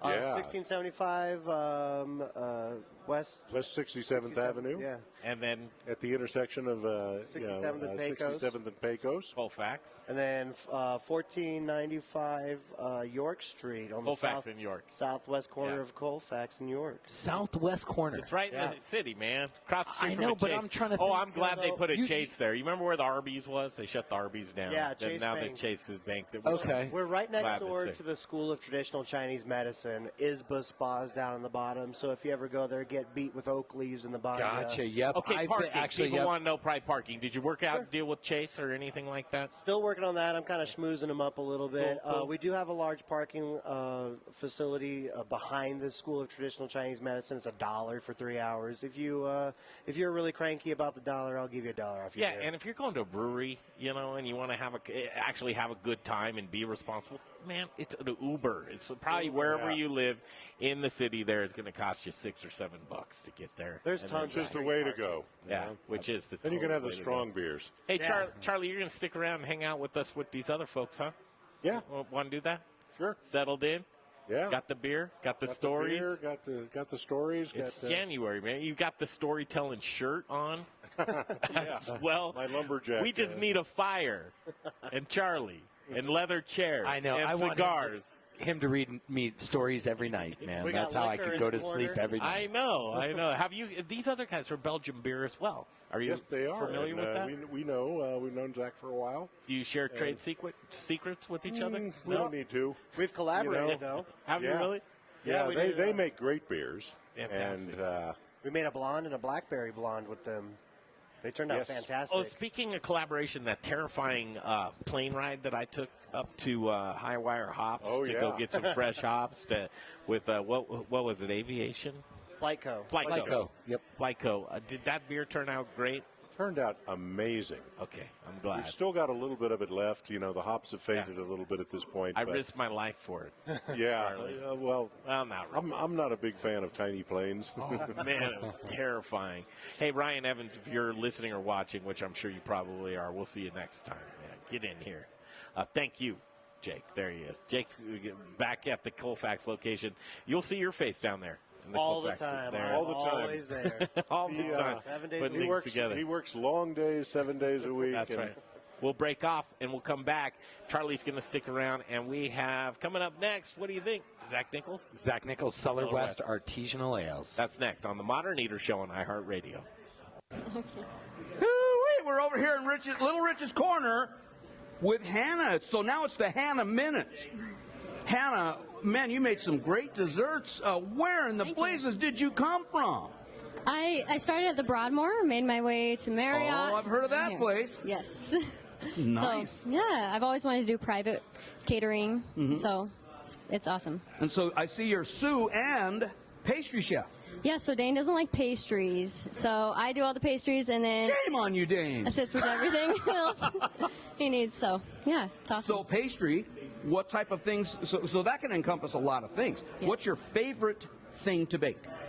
I would say my favorite desserts are layered cakes, anything with a lot of components that just fun and intricate, you know. Awesome. Well, Yeah. keep it. So where do you think you're going to be in 5 years? You're going to be baking, making some more fancy pastries? Well, Dane won't let me leave, so 5 years I'll probably be with the company in California. I don't blame you. I'm going to taste some of this in just a few minutes, if that's okay. Perfect, yeah, please do. She's awesome. Hey, we got some words coming up from our sponsors. This segment, we've got Rome Sausage, Chris, the Spice Guy, Proud Souls, and Meridian Spirits. We'll be right back. Local source for all things sausage awesomeness. My family is proud to carry on the fine traditions of Rome's founder, Jerry Rome, by producing a variety of amazing sausage in small batches with an eye on quality, not quantity. Every batch is made here in the great state of Colorado by hand mixing spices, utilizing lean cuts of pork to make an outstanding product. Sourcing ingredients and materials locally, we are committed to supporting local vendors, chefs, restaurants, and the entire Colorado food scene. Getting hungry yet? Brats, Italian, breakfast, hot Polish, green chili, chicken apple, and the world's best chorizo. You can source all of our sausage through a variety of food service distributors. If your distributor doesn't carry it, call us. We'll come direct. You want a custom item? We'll do that too. Samples, and of course, sausage jokes, can be had by contacting me directly at chris@romesausage.com or by phone at 303-296-7663. The modern eater loves Rome sausage, and I know you will too. Wear black and eat spices. Hey, Modern Eater listeners, this is Zach from The Spice Guy, Colorado's favorite spice company. Spice is the variety of life. At The Spice Guy, we have a passion for sourcing the best ingredients from the best farmers all over the world. Choose from thousands of different GMO-free spices and ingredients, or let us create and blend custom flavor profiles for whatever style of food it is that you're working with. With over 1,000 restaurants, food brands, and chefs behind us, you can't go wrong when you choose The Spice Guy for all your spice needs. The Spice Guy. Spicy. Born in Breck, raised in Denver. TheSpiceGuyCo.com. Listen up, barbecue lovers. Greg Hollenbach here for Proud Souls Barbecue and Provisions. Proud Souls is Denver's authority of all things barbecue. Do you rule your neighborhood with the best backyard barbecue? From beginners to pit masters, Proud Souls has all the equipment you could possibly want. A variety of wood, pellet, and charcoal grills and smokers. Award-winning pit masters and owners of Proud Souls, Dan and Tony, have a passion for barbecue, and it shows. Located on 25th and Federal, Proud Souls retail store is bursting at the seams with your barbecuing essentials, the Spice Guy spices, and superior flavored fuels for your pit like hickory, mesquite, oak, pecan, cherry, apple, peach, maple, grape, and a variety of blends. Hit their website, ProudSoulsBBQ.com, for delicious hands-on barbecue classes and get information on current promotions and deals. For the best in barbecue, locally owned and operated on 25th and Federal, there are guys. Proud Souls Barbecue and Provisions. That's ProudSoulsBBQ.com. What do you get when you have two women who love to play with corn? A unique craft distillery, of course. Let me explain. Hi, my name is Alex Tudor. My mom and I own Meridian Spirits, located right here in Colorado. Chances are you've seen our award-winning Coupe Gin and Coupe Vodka on the shelves at many fine local retail locations. Here's our mission. My mom and I believe that family is important, and our business is a reflection of that. When you taste our delicious and locally crafted spirits in a cocktail or by themselves, you'll taste our passion for what we do. Hear our story and watch our progress this year on The Modern Eater. We love to share because everything is more fun with friends. Next time you choose a vodka or gin, consider us. Meridian Spirits. Hi, this is Lori Midson. I'm a food hack, a.k.a. I was just told that I could put my lines. And you're listening to The Modern Eater Show on iHeartRadio. Okay, we are back with The Modern Eater and continuing our discussions of beer. We've got Zach Nichols from Cellar West Brewery. And Zach, let me ask you, tell us a bit about the brewery and your theme, what you focus on. And Yeah. So we Cellar West, I originally opened in Boulder, Colorado in the very beginning of 2017. And We are focused on Belgian farmhouse ales primarily, so lots of similar to Bruz, lots of Belgian influence kind of beers, and we've started to kind of delve into lagers and some German style beers a little bit more. But our bread and butter is definitely the Belgian saisons and oak aged beers and things like that. Oak aging is delicious, by the way. This one, which one? Feed your head. Yeah, this one right here, man. That was so good. Is this a new one that you're? I wouldn't say it's new. We've had that one around for a little while now. That's kind of a fan favorite. So the mushroom infused. Where are we going with that? Feed no your head mushrooms. there. I like no that, mushrooms in that beer, but but it could make you feel real well. It could. I mean, I do all the label art as well, so I get to have fun with all that. That's fantastic. Yep. Your website. Cellarwest.com. Bet you have a lot of your beers labeled up there as well. Yeah, we've got all of our art on there and bottles and all that stuff. Wow, you've got to sell a ton of this, by the way. Yeah, it's delicious. I mean, that is an incredible beer. It's bottled. So are you in liquor stores and we places are? around Yeah. town? So we actually just started working with Culture Beverage, who is the Colorado distributor for Shelton Brothers. So are you guys familiar with Shelton Brothers? No. Shelton Brothers is one of the kind of premier importers of higher end European beers from Germany and Belgium, and recently they started their own sort of Colorado distribution chapter called Culture Beverage. So we were actually the first Colorado brewer to sign on with them.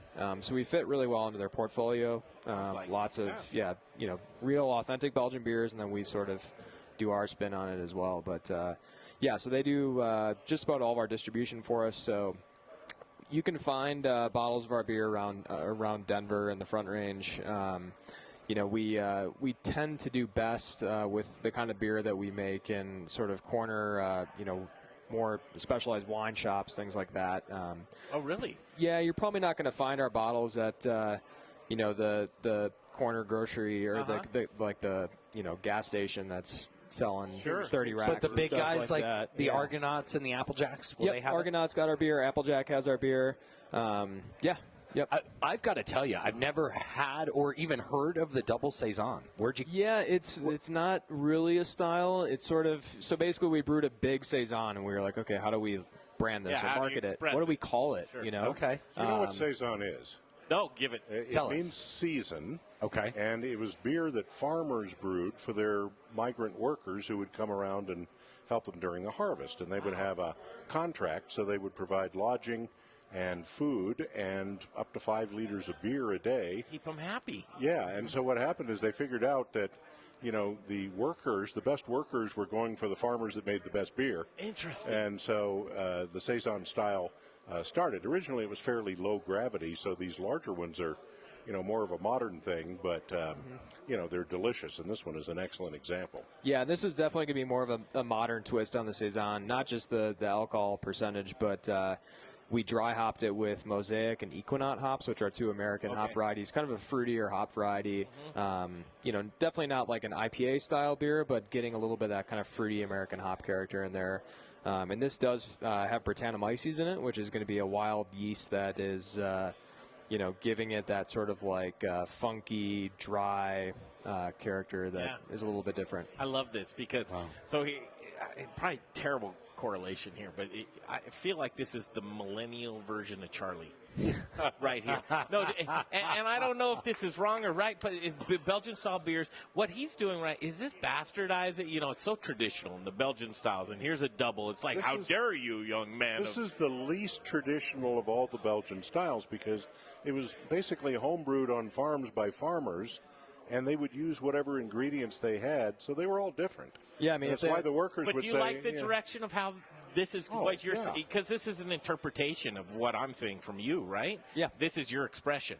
Yep. Of Belgian style beers, and I think your expression's maybe a little more traditional, Charlie. Not so much. We brew a lot of different saisons. We brew some strong ones. We brew some more traditional, lighter ones, and we like them all. So, what do you think of what they're doing? I think he's doing a great job. Yeah. We actually did a collaboration with Cellar West a while back when did a blackberry beer that came out awesome, and So. I love to see it though, and I know where Greg was going. He got off the rail there a little bit. It was perfect. But they're both call. They're both. I think these are both two mature guys who really are doing something special.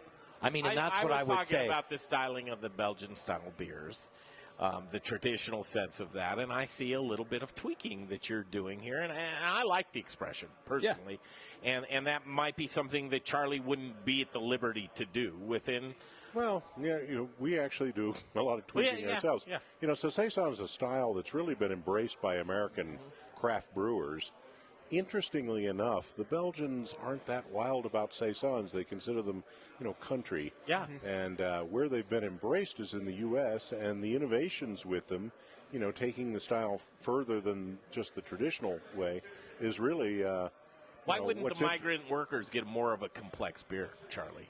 Well, they might get a complex beer, but they didn't want to give them a strong beer because they wanted them to work in the afternoon. Yeah, exactly. So if they bring it out at lunch, they didn't really have potable water out in the fields, so they would serve beer at lunchtime. Because that is a very sessionable beer, though. You could drink many of these. Yeah, that's a 9% ABV beer, but this one, it drinks like it's 5 or 6%. Holy yeah, cow, it really drinks light. Yeah. Would it be considered sort of like the American lager in a sense of that lighter or the Pilsner, or no? Because I would say, for me, a similarity that I see between those styles would definitely be, they're dry, so you can drink a lot of them. Thirst quenching. Yep, thirst quenching, dry.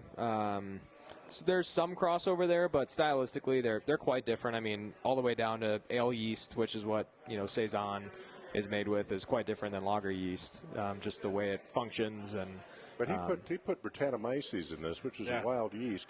That's very typical because, there would be all sorts of wild. It was homebrewed in a barn. Yep. So there's all sorts of wild microorganisms in the air that get into it, and you've simulated that rather well. Right. So Saccharomyces is essentially brewer's yeast, and so we have Saccharomyces, which is like your standard beer making yeast in this beer, and then we add Brettanomyces, which is a wild yeast that's in the air all around us all the time. And so on these Belgian farms, they're not trained brewers, so cleanliness is not first and foremost. So, this wild yeast is getting into these beers and creating these sort of funky characteristics. And we try to sort of bring that, back into the fold by, getting a pure culture pitch of Brettanomyces and adding it to the beer. I've learned so much tonight. The farmhouse ales, right? Talking about that. That's cool. You guys, we have to do like an hour with you two talking about this stuff. Truly, time flies too much. You killed it, man. I mean, really great job. That was really, really good. We're going to come back and we are going to how can people get more information? Yeah, so we've moved our location to Lafayette. So we moved to a larger location outside of Boulder in Lafayette. So we've got a tap room brewery there that's open every day. But if people want to learn more, go to cellarwest.com. We've got an Instagram page, Facebook, all that jazz. And find out where you can pick it up also. This is an incredible beer, folks. I know. Go is. try this. It's awesome stuff, and that's not the only one they've got. So. Yeah. Run. Hopefully see you guys collaborate some more in the future. Yeah, we have in the past, and we would love to. Yeah. Who's up next in Booze in the News? Booze in the News tonight, we've got Eric Strom with Ballmer Peak. Palmer Peak in Colorado, folks. Ballmer Peak. Great job, you guys. I know. Thanks. No, I was saying, threw that. Little Richard's in my way, so I got to write that down and put it in front of me. Charlie, you're going to stick around. We'll come back. Booze in the News on iHeartRadio coming up next. Thanks, Greg. It's funny. I only blocked the guests at the end of the show. I'm so short at the first guest, you can see. Hey, look who I've got here. I've got the undisputed king of Colorado beverage, alcohol. Thank you so much, Rich. It's really an honor to be here. I appreciate you having me on the show.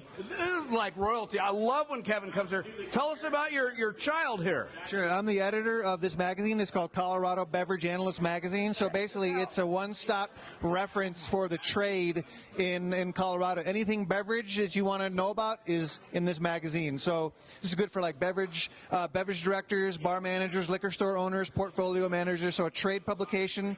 It's got articles, news, and where you can buy spirits, from which distributor, and all kinds of information you want to know if you're running a beverage business. How do I get this? You're going to subscribe to this as a monthly publication, which I put together. You go to beveragemedia.com. The company's called Beverage Media Group. They're based in New York City. Beveragemedia.com. Yes. If you want to get the best information, you're going to get it from the best mind in the business. That's this guy. Thank you, Rich. We'll be back in just a few. We've got our final words from Growers Organic, Colorado Mills, and A+ Beverage. We'll be back. Freeman with Woman Until I Read. The Modern Eater Talk Show. Do you care about where your food comes from? I do. Do you want from customers who care about that as well? I can help by providing top quality organic produce with reliable delivery. Okay. All right. Grown, transported, and chefs, Growers Organic. Sure, you have excellent ingredients for your next James Beard dinner, your nightly special, or your regular menu items. Join the organic. Sounds good. Apodaca, just like the pitching coach. Hey, chef friends. It's like the old pitching coach.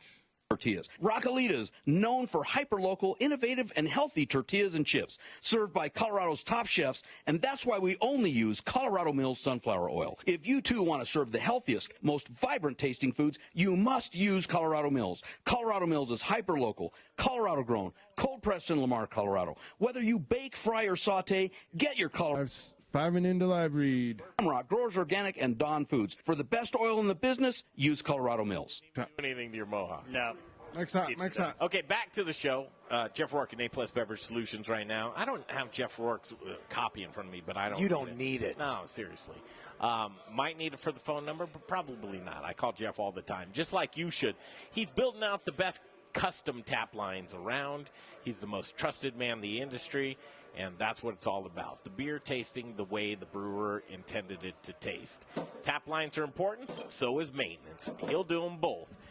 If you're pouring inefficient beer, what are you doing, boys? You're pouring your money down the drain. Please don't pour your money down the drain. It's a phone call away from Jeff Rourke and A+ Beverage Solutions, 720-272-3809.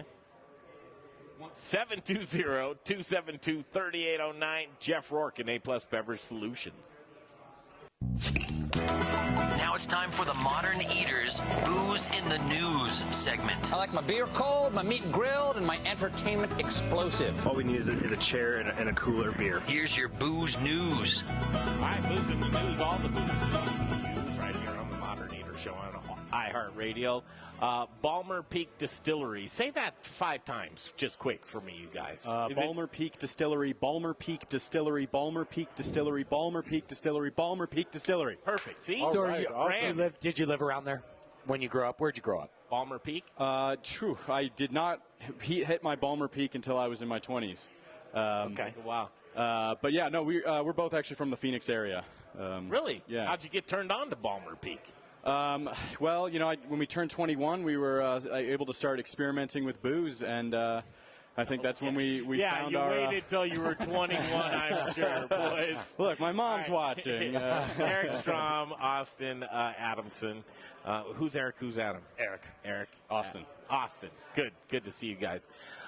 Let's learn. And Charlie Gottenkind, do you know Charlie? Yeah, we met earlier. Yeah. Oh, cool. All right, this is going to be fun. I've been eyeballing those bottles all night, so.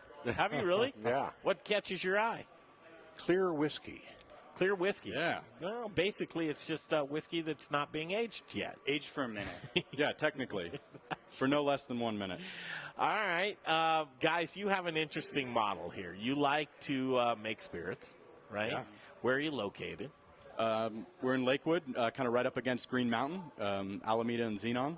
Traditional as you would imagine a distillery to be. Talk about, paint a picture for us. So we're a real small building, a little less than 1,500 square feet, split right down the middle. So half of it's a production area and half of it's a tasting room that we do some classic cocktails, cool. some house specialties, a handful of tiki drinks. I would have never even gotten through licensing. I mean, it's so hard to do all of that stuff. But here it is. You guys, how old are you guys? You're in your 20s still, right? 30s. 30s? Yeah. Okay. Yeah. All right, and you're hemorrhaging money, and you're trying to figure out how does this business you're making spirits. Yeah. Theoretically, you should make money. Right. Right. I mean, look at. We've only been open for 2 months. Yeah. It's going well so far. Where'd you find these guys, Jay? This is the truth. I have no idea. We were wondering how you found us too. I searched the internet. I look for stuff, right? Sometimes it comes from other guests on the show, and sometimes I just came across it. And you know what got me is, and I should have tried to talk him into bringing me a shirt, is the soup can logo. Whiskey soup. That's what got me. You know, that would me. look good on you at Gibby's during a UFC fight. Yeah, that's where I'm going at the end of tonight. I know you are. Guys, I find it so fascinating, especially in the spirits world, of all of the different models. The traditional model that's there, you know, you'll have Sean Smiley at 2. He wants you to suffer. You need to suffer and go through this and age your spirits, and you know, you put on are you distilled by, fermented by, bottled by, you know, where are you getting your stuff? Are you mixing, are these actually your spirits? And then you got Mike Myers from 291. He's like, I'm going to turn everything on its ear. I'm going to force stave some stuff, smaller barrels. I'm going to get this, I'm going to mature it quickly, and I'm going to win awards across the board of, like, you know, I'll mess with your palate. You have a traditional palate? Okay. This is not the traditional method, right? So you guys are aging stuff in 4 days. Yeah. Yeah. Talk about what you guys are doing. So we do rapid aging for a lot of our products. Our golden rum here is one example. We take glass containers, 5-gallon glass carboys, put in our rum, overproof, 120 proof, throw in some charred oak spirals, and then take that Do you glass. see my ghetto aging up there in that little fish? Yeah. I can't believe he just showed you that and even called it anything except an experiment. No, valid experiment. We take it one step further, and we take those glass containers. Well, you're and licensed, theoretically. Yes. We take that glass container and put it into a hot water bath, a sous vide, heat it up to 150 degrees. As you will. Hold it at that temperature, and then cycle it. So the container is maybe 75% submerged. And so what that does is it actually creates a circulation. So it heats and cools itself like a lava lamp. And then that kind of, it pressurizes, and then the bung pops out. So there's oxygenation happening. And then, we cycle the temperature. Instead of just kind of, throwing the spirals or staves or whatever in there to do the rapid aging, you're kind of simulating a couple other things that are happening naturally in an aging process. What are you finding the taste to be like? It's really good. Where did you get the idea to do this? I mean, that sounds amazing. Science geek. We're on the internet it was a lot. An accident. Yeah, it was an accident. We early on, we were just kind of like, let's see what doing it'll do. Did it in a little tiny mason jar, and the next day we came in, and we're just kind of like, it's probably like, how do we make money without sitting on our stuff for 4 years? Yeah. So we just kind of did it to see what put in a bath would do, and the next day we came in, it tasted great. So we've been doing that since. Okay, couple minutes left. Here it is. What's your business model now? What do you have, and how are you disseminating it? Eric, if you want to make a quick cocktail, while I explain our lineup here. So we've got our rums. That's kind of what we use. It's a pure molasses fermentation. We do grain to glass or molasses to glass. We mash, ferment, distill. So we've got our silver rum. This is a clean silver rum, and then we've got our golden rum, which has been oaked in that process. But this is a dunder rum. So if you're familiar with sour mashes for whiskeys, this is a similar technique applied to rum. We take the leftover distillate, the stillage, the pot ale, the dunder, and we let that continuously ferment and grow and build these deep acids and high esters. Then we use some of that into a new batch, and that becomes a dunder rum. It gets really funky, kind of spicy, earthy, vegetal. It's just really interesting flavors, and it balances really well when oaked, especially. And then, of course, we've got our white whiskey, which is made with specialty malts. So it's peated malt, crystal malt, Munich malt, pale malt. We get most of that from Loveland, except for our peated malt, which comes from Scotland. And you just get all that flavor from those grains. We don't get, it's aged for no less than 1 minute because it has to be to call it whiskey. But you get the flavor of the grains, and it's really interesting. There's chocolate notes, there's coffee, there's a hint of a whisper of peat throughout. Because you did that all without a breath, which I appreciate. Am I 58.50 or 59.50, Don? $59.50. Okay, cool. Don Apodaca. He bought us a minute. That's cool because I wanted to have a minute because now you have 1 minute left to talk about how people can get your spirits or learn more information. Yeah, I mean, you can go to BallmerPeakDistillery.com. We're pretty active on all social media. Thanks, boys. Grab a drink. You can visit our website, and you can find us at 12347 West Alameda Parkway in Lakewood. We've got a small bar tasting room, mid-century tiki inspired. A lot of 15 different cocktails that Eric here has crafted together with our spirits. I like how you're running with the rum. Yeah. Rum runners. That was rum. That's our gin. Gin, okay. That's kind of our version of a last word. Good job, guys. So yeah, it's an Australian. Everything we make in house. Yeah. You're the mad scientists of spirits making. I like it a lot. I really do. Very innovative. Thank you, everybody involved tonight. Chef Dane's Kitchen, he did a great job. Kevin Galaba here with us tonight. Thank you, Kevin. Charlie Gottenkinney, Bruz Beers. Exciting stuff going on with you guys and our friends, the cast and crew. For Jay Parker, Dave Avery, Kenyon George, Little Rich Schneider, and Brian Freeman, myself, Greg Hollenbach. See you next week. Ross Kaminsky in the